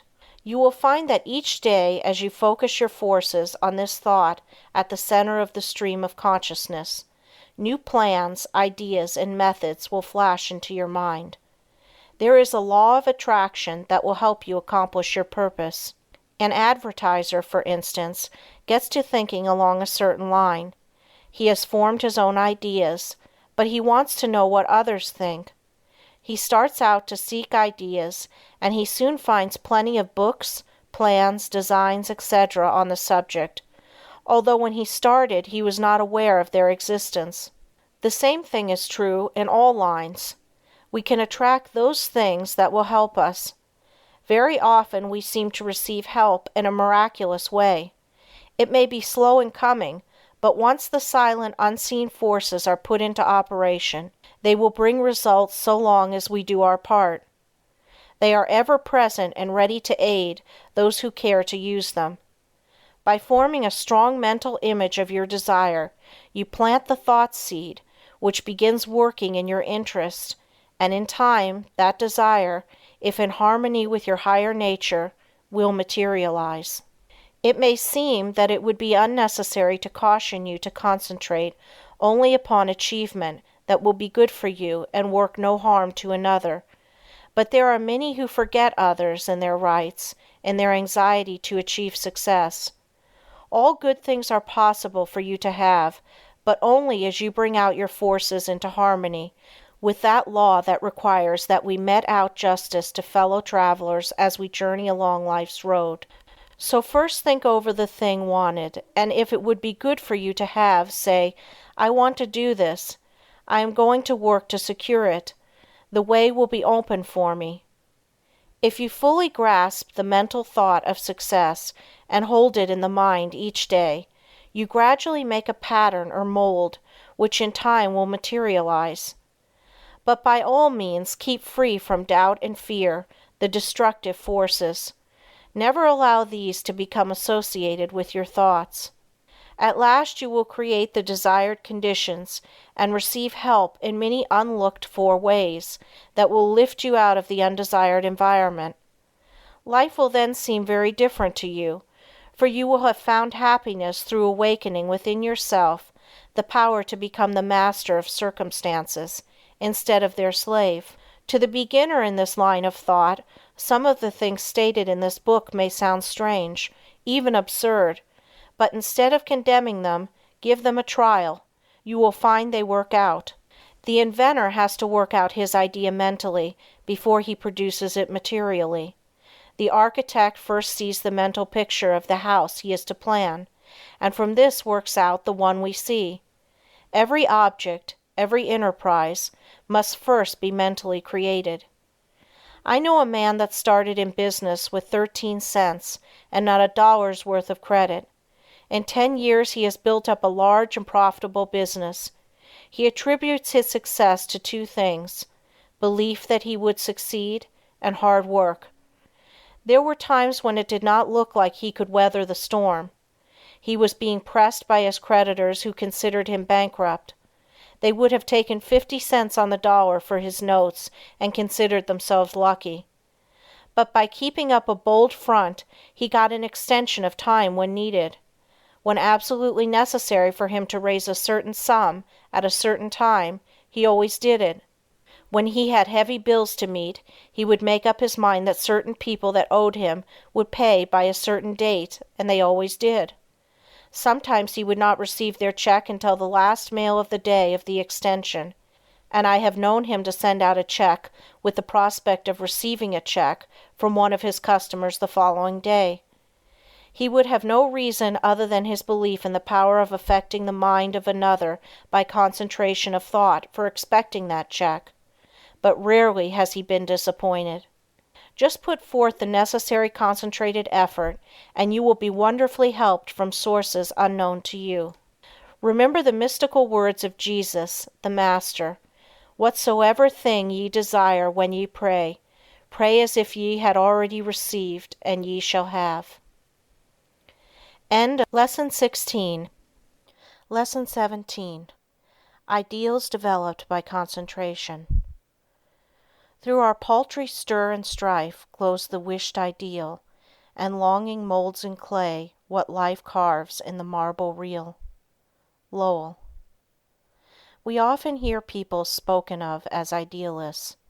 The fact is we are all idealists to a certain extent, and upon the ideals we picture depends our ultimate success. You must have the mental image if you are to produce the material thing. Everything is first created in the mind. When you control your thoughts, you become a creator. You receive divine ideas and shape them to your individual needs. All things of this world are to you just what you think they are. Your happiness and success depend upon your ideals. You are responsible for every condition you go through, either consciously or unconsciously. The next step you take determines the succeeding step. Remember this, it is a valuable lesson. By concentrating on each step as you go along, you can save a lot of waste steps and will be able to choose a straight path instead of a roundabout road. Concentrate your ideals and they will become material actualities. Through concentration, we work out our ideals in physical life. Your future depends upon the ideals you are forming now. Your past ideals are determining your present. Therefore, if you want a bright future, you must begin to prepare for it today. If persons could only realize that they can only injure themselves, that when they are apparently injuring others they are really injuring themselves, what a different world this would be. We say a man is as changeable as the weather. What is meant is his ideals change. Every time you change your ideal, you think differently. You become like a rudderless boat on an ocean. Therefore, realize the importance of holding to your ideal until it becomes a reality. You get up in the morning determined that nothing will make you lose your temper. This is your ideal of a person of real strength and poise. Something takes place that upsets you completely, and you lose your temper. For the time being, you forget your ideal. If you had just thought a second of what a well-poised person implies, you would not have become angry. You lose your poise when you forget your ideal. Each time we allow our ideals to be shattered, we also weaken our willpower. Holding to your ideals develops willpower. Don't forget this. Why do so many men fail? Because they don't hold to their ideal until it becomes a mental habit. When they concentrate on it, to the exclusion of all other things, it becomes a reality. I am that which I think myself to be. Ideals are reflected to us from the unseen spirit. The laws of matter and spirit are not the same. One can be broken, but not the other. To the extent that ideals are kept, is your future assured. It was never intended that man should suffer. He has brought it upon himself by disobeying the laws of nature. He knows them so cannot plead ignorance. Why does he break them? Because he does not pay attention to those ideals flashed to him from the Infinite Spirit. Life is but one continuous unfoldment, and you can be happy every step of the way, or miserable, as you please. It all depends upon how we entertain those silent whisperings that come from we know not where. We cannot hear them with mortal ear, but from the silence they come as if they were dreams, not to you or me alone, but to everyone. In this way the grandest thoughts come to us, to use or abuse. So search not in treasured volumes for noble thoughts, but within, and bright and glowing vision will come to be realized now and hereafter. You must give some hours to concentrated, consistent, persistent thought. You must study yourself and your weaknesses. No man gets over a fence by wishing himself on the other side. He must climb. No man gets out of the rut of dull, tiresome, monotonous life by merely wishing himself out of the rut. He must climb. If you are standing still or going backward, there is something wrong. You are the man to find out what is wrong. Don't think that you are neglected, or not understood, or not appreciated. Such thoughts are the thoughts of failure. Think hard about the fact that men who have got what you envy got it by working for it. Don't pity yourself, criticize yourself. You know that the only thing in the world that you have got to count upon is yourself. Lesson 18. Mental Control Through Creation. I attended a banquet of inventors recently. Each inventor gave a short talk on something he thought would be accomplished in the future. Many very much needed things were spoken of. One inventor spoke of the possibilities of wireless telephone. Distance, he said, would shortly be annihilated. He thought we would soon be able to talk to the man in the submarine 40 fathoms below the surface and 1,000 miles away. When he got through, he asked if there were any that doubted what he said. No one spoke up. This was not a case of tactful politeness, as inventors like to argue, but a case where no one present really doubted that the inventor's vision would, in the future, materialize. These shrewd men, some real geniuses, all thought we would in time be able to talk to those 1,000 miles away without media. Now, if we can make an instrument so wonderful that we can send wireless messages 1,000 miles, is there any reason why we should not, through mental control, transmit messages from one person to another? The wireless message should not be as easy to send as the projected thought. The day will come when all business will employ highly developed persons to send out influences. These influences will be so dominating that employees will be partly controlled by them, and so you will profit more and more by your mental powers and depend on them to draw you to all forces of a helping nature. You will be constantly sending out suggestions to your employees and friends. They will receive these unconsciously, but in case yours is the stronger personality, they will carry them out the same as if you had spoken them. This is being done even today. A finely organized company secures the combined effort of all its men. They may be each doing a different kind of work, but all work to bring about the very best results. The whole atmosphere is impregnated with a high standard of workmanship. Everyone feels he must do his best. He could not be in such surroundings and be satisfied to do anything but his best work. A business will succeed only to the extent that the efforts of all are coordinated toward one result. At least one person is needed to direct all toward the desired end. The person at the head does not have to exactly outline to the others what steps to take, but he must possess the mental power of control over others. An up-to-date business letter is not written in a casual, commonplace way today. The writer tries to convey something he thinks the receiver will be interested to know. In this way he awakens a responsive spirit.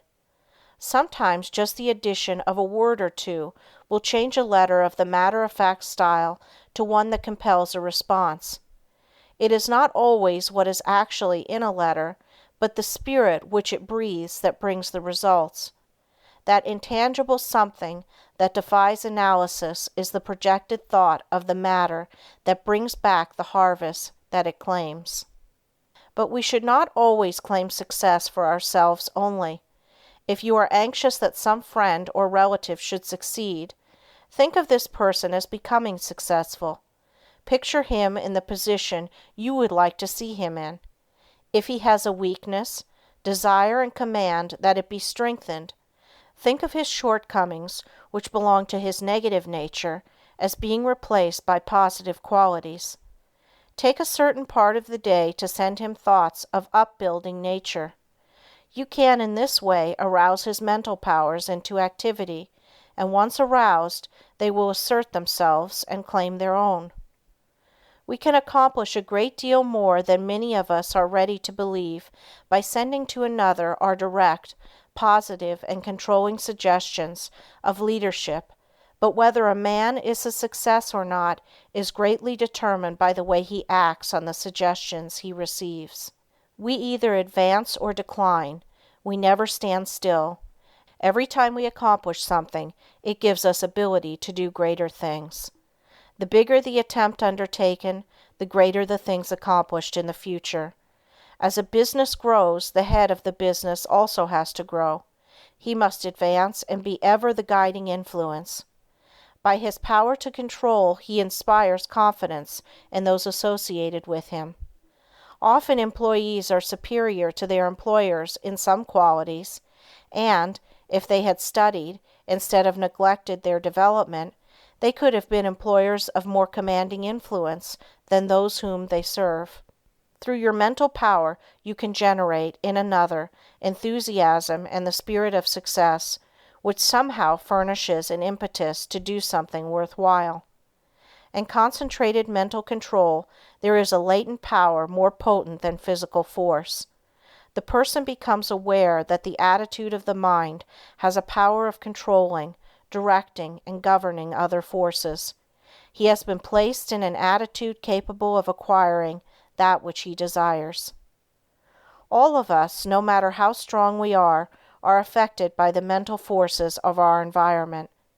There is no one that can remain neutral to influences. The mind cannot be freed from the forces of a place. If the environment of your place of business is not helpful, it will be harmful. That is why a change of position will often do a person a great deal of good. No person was ever intended to live alone. If you are shut up with only your own thoughts, you suffer from mental starvation. The mind becomes narrow, the mental powers weaken. Living alone often causes some of the milder forms of insanity.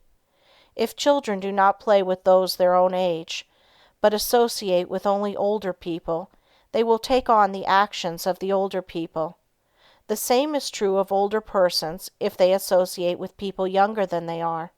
They will take on the spirit of youth. If you wish to retain your youth, you need the influences of youth. Like attracts like all over the world. The thought element plays a great part in our lives. Every business must not only command physical effort, but it must also command thought effort. There must be coordination of thought. All employers should aim to secure employees that think along similar lines. They will work in fuller sympathy with each other. They will better understand each other. This enables them to help each other, which would be utterly impossible if they were not in sympathy with each other. It is this that goes to make up a perfect organization, which directs and influences them toward the one end.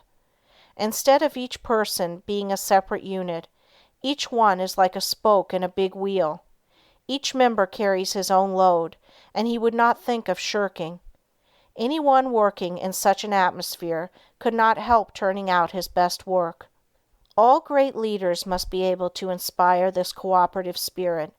They first secure assistants through their mental control. Then they make their assistants realize the value of mental control. Soon there is a close bond between them. They are working toward a single purpose. They profit by their combined effort. The result is that they accomplish much. If your business is conducted in the right spirit, you can instill your thoughts and your ideas into your employees. Your methods and ideas become theirs. They don't know it, but your mental forces are shaping their work. They are just as certain to produce results as any physical force in nature. The up-to-date businessman of the future is going to take pains to get his employees to think and reason better. He will not want them to become depressed or discouraged. There is time that instead of being wasted, he will endeavor to have them use in concentrated effort that will be profitable to both employer and employed. There must be more of the spirit of justice entering into the business of the future. There is a firm I know that will not hire an employee until he has filled out an application blank. No doubt those that fill it out think it is a foolishness, but it is not. A capable manager can look over this application blank and pretty nearly tell if this person will fit into his management. The main thing he wants to know is the applicant's capacity for efficient, cooperative effort. He wants persons that have faith in themselves. He wants them to realize that when they talk of misfortunes and become blue, they are likely to communicate the same depressing influence to others. The up-to-date manager wants to guard against hiring employees who will obstruct his success. You must realize that every moment spent in thinking of your difficulties of the past, every moment spent in bad company, is attracting to you all that is bad, is attracting influences that must be shaken off before you can advance. Many firms prefer to hire employees that never worked before so that they have nothing to unlearn. They are then not trained, but have had no bad business habits to overcome. They are more easily guided and grasp the new materials more effectively because they are not contrary to what they have already learned. They are at once started on the right road, and as they cooperate readily, they receive the mental support of the management and learning the methods that have been perfected. This inspires confidence in themselves, and they soon become efficient and, finally, skilled workers. Most big business firms today employ efficiency experts. Each day or week, they are in a different department. They earn their money because they familiarize persons with very little business experience with plans that have taken the expert years of training and much money to perfect. The attitude we take has a great deal more to do with our success than most of us realize. We must be able to generate those forces that are helpful. There is a wonderful power in the thought rightly controlled and projected, and we must, through concentration, develop this power to the fullest possible extent. We are surrounded by many forces of which we know but little at present. Our knowledge of these is to be wonderfully increased. Each year we learn more about these psychic forces which are full of possibilities, of which we are not even dimly conscious. We must believe in mental control, learn more about it, and use it, if we want to command these higher powers and forces which will unquestionably direct the lives of countless future generations. End of Lesson 18. Lesson 19. A Concentrated Will Development. New Method. You will find in this chapter a most effective and most practical method of developing the will. You can develop a strong one if you want to. You can make your will a dynamo to draw you to untold power. Exercises are given which will, if practiced, strengthen your will, just as you would strengthen your muscles by athletic exercises. In starting to do anything, we must first commence with elementary principles. Simple exercises will be given. It is impossible to estimate the ultimate good to be derived from the mental cultivation that comes through these attempts at concentration. Even the simple exercises are not to be thought useless. In no respect, writes Dr. Oppenheim, can a man show a finer quality of willpower than in his own private, intimate life. We are all subjected to certain temptations. The will decides whether we will be just or unjust, pure of thought, charitable in opinion, forbearing in overlooking others' shortcomings, whether we live up to our highest standard. Since these are all controlled by the will, we should find time for plenty of exercises for training of the will in our daily life. You, of course, realize that your will should be trained. You must also realize that to do this requires effort that you alone can command. No one can call it forth for you. To be successful in these exercises, you must practice them in a spirit of seriousness and earnestness. I can show you how to train your will, but your success depends upon your mastery and application of these methods. New methods of will training. Select a quiet room where you will not be interrupted. Have a watch to determine the time, and a notebook in which to enter observations. Start each exercise with date and time of day. Exercise 1. Time decided on. Select some time of the day when most convenient. Sit in a chair and look at the doorknob for 10 minutes. Then write down what you experienced. At first it will seem strange and unnatural. You will find it hard to hold one position for 10 minutes. But keep as still as you can.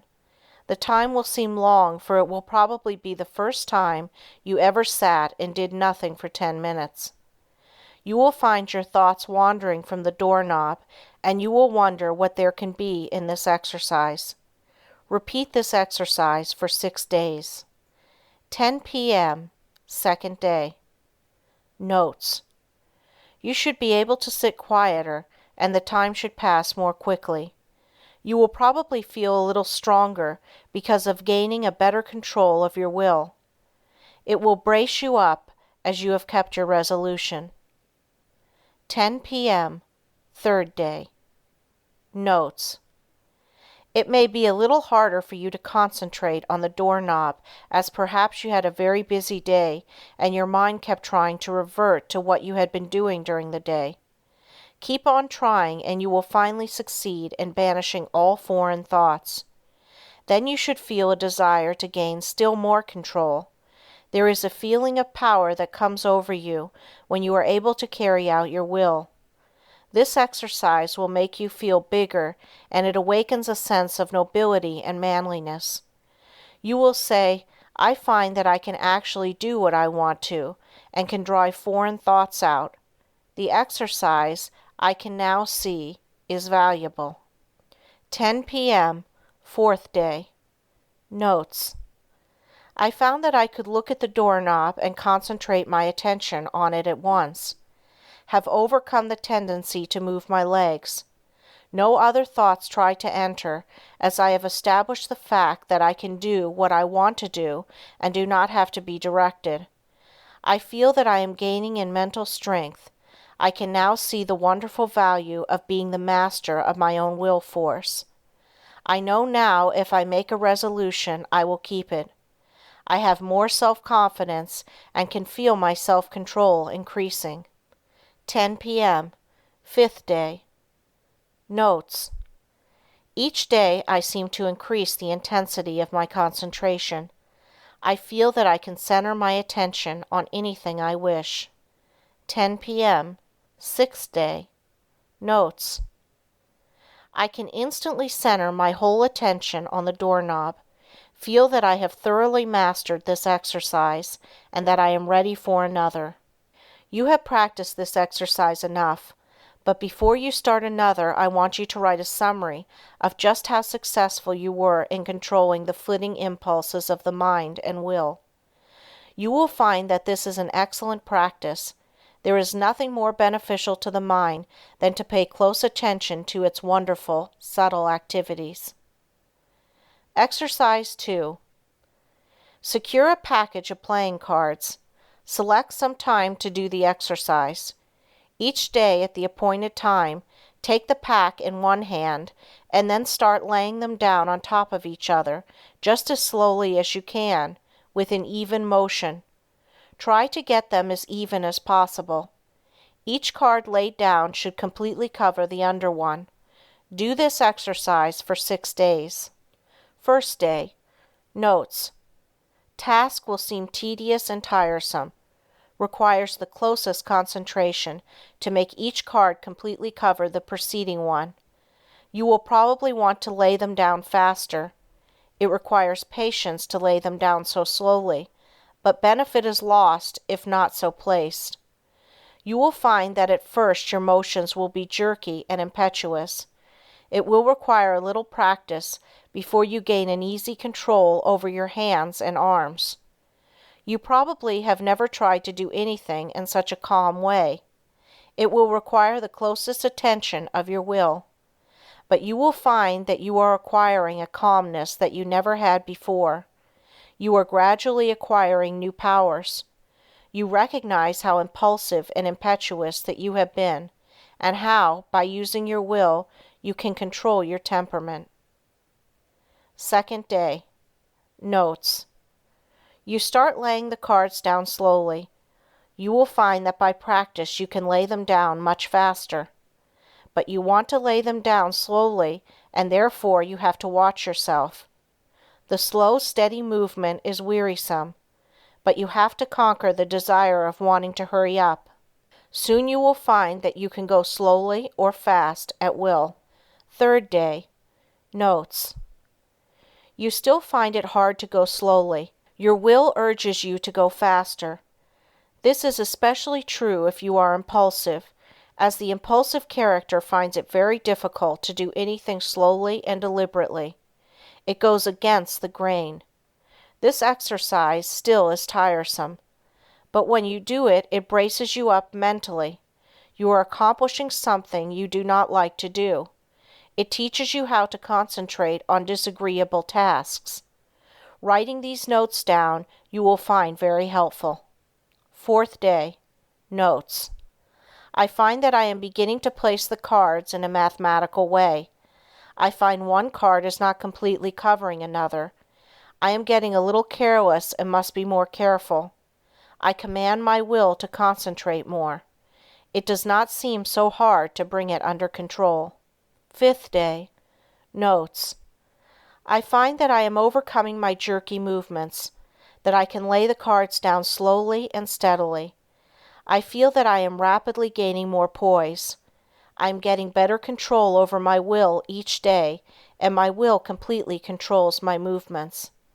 I begin to look on my will as a great governing power. I would not think of parting with the knowledge of will I have gained. I find it is a good exercise and know it will help me to accomplish my tasks. Sixth day. Notes. I begin to feel the wonderful possibilities of the will. It gives me strength to think of the power of will. I am able to do so much more and better work now that I realize that I can control my will action. Whatever my task, my will is concentrated on it. I am to keep my will centered there until the task is finished. The more closely and definitely I determine what I shall do, the more easily the will carries it out. Determination imparts compelling force to the will. It exerts itself more. The will and the end act and react on each other. Seventh day. Notes. Now try to do everything you do today faster. Don't hurry or become nervous. Just try to do everything faster, but in a steady manner. You will find that the exercises you have practiced in retardation have steadied your nerves and thereby made it possible to increase your speed. The will is under your command. Make it carry out resolutions rapidly. This is how you build up your self-control and your self-command. It is then that the human machine acts as its author dictates. You certainly should now be able to judge of the great benefit that comes from writing out your introspections each day. Of course you will not have the exact experience given in these examples, but some of these will fit your case. Be careful to study your experiences carefully and make as true a report as you can. Describe your feelings just as they seem to you. Allow your fancies to color your report and it will be worthless. You have pictured conditions as you see them. In a few months, if you again try the same exercises, you will find your report very much better. By these introspections, we learn to know ourselves better, and with this knowledge can wonderfully increase our efficiency. As you become used to writing out your report, it will become more accurate. You thus learn how to govern your impulses, activities, and weaknesses. Each person should try to plan exercises that will best fit his needs. If not convenient for you to practice exercises every day, take them 2 or 3 times a week, but carry out any plan you decide to try. If you cannot devote 10 minutes a day to the experiments, start with 5 minutes and gradually increase the time. The exercises given are only intended for examples. Will training without exercise. There are many people that do not want to take the time to practice exercises, so the following instructions for training the will are given to them. By willing and realizing, the will grows. Therefore, the more you will, the more it grows and builds up power. No matter whether your task is big or small, make it a rule to accomplish it in order to fortify your will. Form the habit of focusing your will in all its strength upon the subject to be achieved. You form in this way the habit of getting a thing done, of carrying out some plan. You acquire the feeling of being able to accomplish that which lies before you, no matter what it is. This gives you confidence and a sense of power that you get in no other way. You know when you can make a resolution that you will keep it. You do not tackle new tasks in a half-hearted way, but with a bold, brave spirit. We know that the will is able to carry us over big obstacles. Knowing this, despair never claims us for a victim. We have wills and are going to use them with more and more intensity, thus giving us the power to make our resolutions stronger, our actions freer, and our lives finer and better. The education of the will should not be left to chance. It is only definite tasks that will render it energetic, ready, persevering, and consistent. The only way it can be done is by self-study and self-discipline. The cost is effort, time, and patience, but the returns are valuable. There are no magical processes leading to will development, but the development of your will works wonders for you because it gives you self-mastery, personal power, and energy of character. Concentration of the will to win. The adaptability of persons to their business environment is more a matter of determination than anything else. In this age, we hear a good deal of talk about a man's aptitudes. Some of his aptitudes, some of his powers, may be developed to a wonderful extent, but he is really an unknown quality until all his latent powers are developed to their highest possible extent. He may be a failure in one line and a big success in another. There are many successful men that did not succeed well at what they first undertook, but they profited by their efforts in different directions, and this fitted them for higher things. Whereas, had they refused to adjust themselves to their environment, the tide of progress would have swept them into oblivion. My one aim in all my works is to try and arouse in the individual the effort and determination to develop his full capacities, his highest possibilities. One thing I want you to realize at the start, that it is not so much ability as it is the will to do that counts. Ability is very plentiful, but organizing initiative and creative power are not plentiful. It is easy to get employees, but to get someone to train them is harder. Their abilities must be directed to the work they can do. They must be shown how, while at work, to conserve their energy, and they must be taught to work in harmony with others, for most business concerns are dominated by a single personality. Concentrating on driving force within. We are all conscious, at times, that we have somewhere within us an active driving force that is ever trying to push us onward to better deeds. It is that force that makes us feel determined at times to do something worthwhile. It is not thought, emotion, or feeling. This driving force is something distinct from thought or emotion. It is a quality of the soul, and therefore it has a consciousness all its own. It is the I will do of the will. It is the force that makes the will concentrate. Many have felt this force working within them, driving them on to accomplish their tasks. All great men and women become conscious that this supreme and powerful force is their ally in carrying out great resolutions. This driving force is within all, but until you reach a certain stage, you do not become aware of it. It is most useful to the worthy. It springs up naturally without any thought of training. It comes unprovoked and leaves unnoticed. Just what this force is we do not know, but we do know that it is what intensifies the will in demanding just and harmonious action. The ordinary human being, merely as merchandise, if he could be sold as a slave, would be worth $10,000. If somebody gave you a $5,000 automobile, you would take very good care of it. You wouldn't put sand in the carburetor, or mix water with the gasoline, or drive it furiously over rough roads, or leave it out to freeze at night. Are you quite sure that you take care of your own body, your own health, your own real property, as well as you would take care of a $5,000 automobile if it were given to you? The man who mixes whiskey with his blood is more foolish than a man would be if he mixed water with gasoline in his car. You can get another car, you cannot get another body. The man who misses sleep lives irregularly, bolts his food so that his blood supply is imperfect. That is a foolish man, treating himself as he would not treat any other valuable piece of property. Do you try to talk with men and women who know more than you do, and do you listen rather than try to tell them what you know?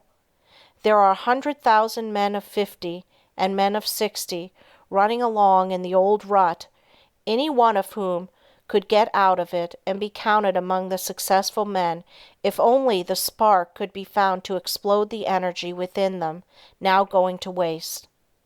Each man must study and solve his own problem. Lesson 20. Concentration Reviewed. In bringing this book to a close, I again want to impress you with the inestimable value of concentration, because those that lack this great power, or rather, that fail to develop it, will generally suffer from poverty and unhappiness, and their life's work will most often be a failure, while those that develop and use it will make the most of their life's opportunities.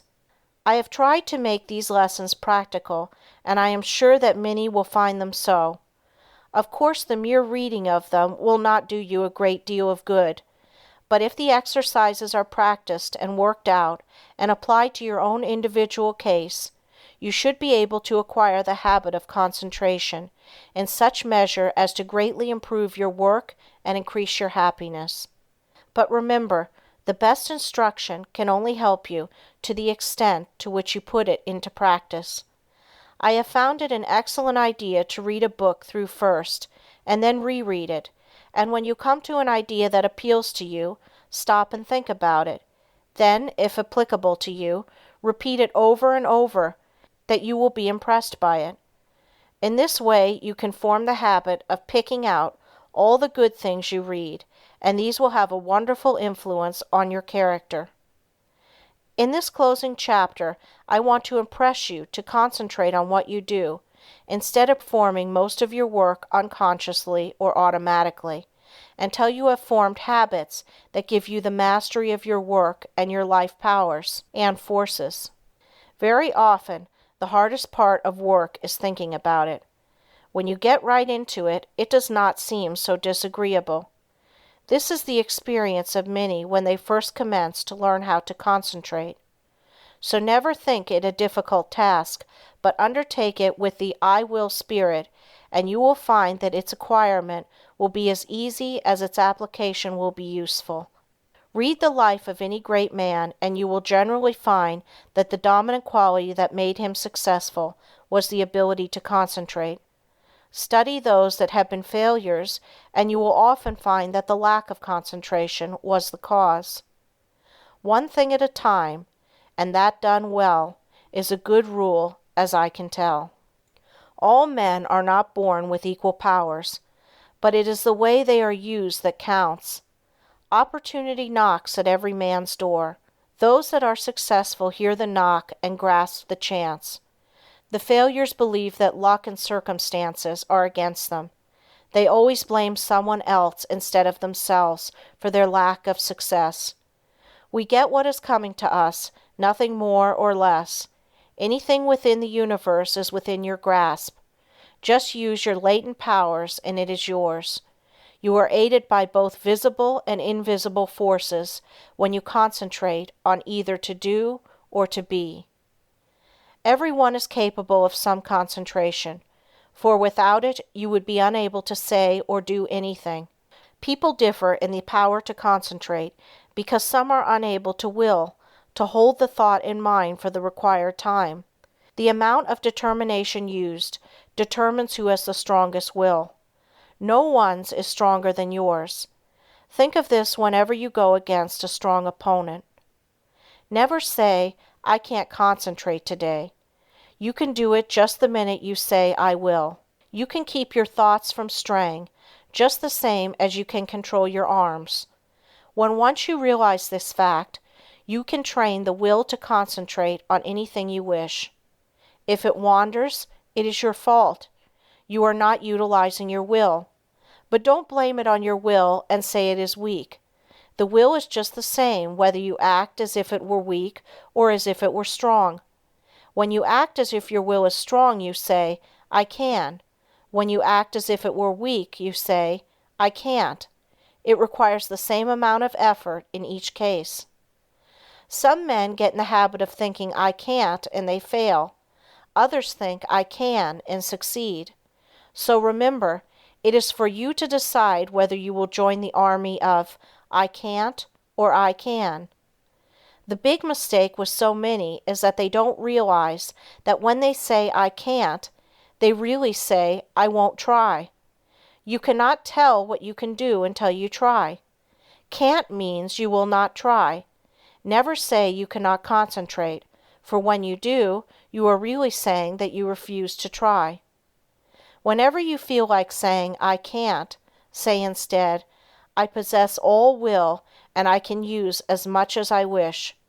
You only use as much as you have trained yourself to use. An experiment to try.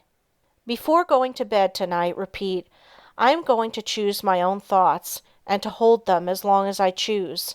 I am going to shut out all thoughts that weaken or interfere, that make me timid. My will is as strong as anyone else. While going to work the next morning, repeat this over. Keep this up for a month and you will find you will have a better opinion of yourself. These are the factors that make you a success.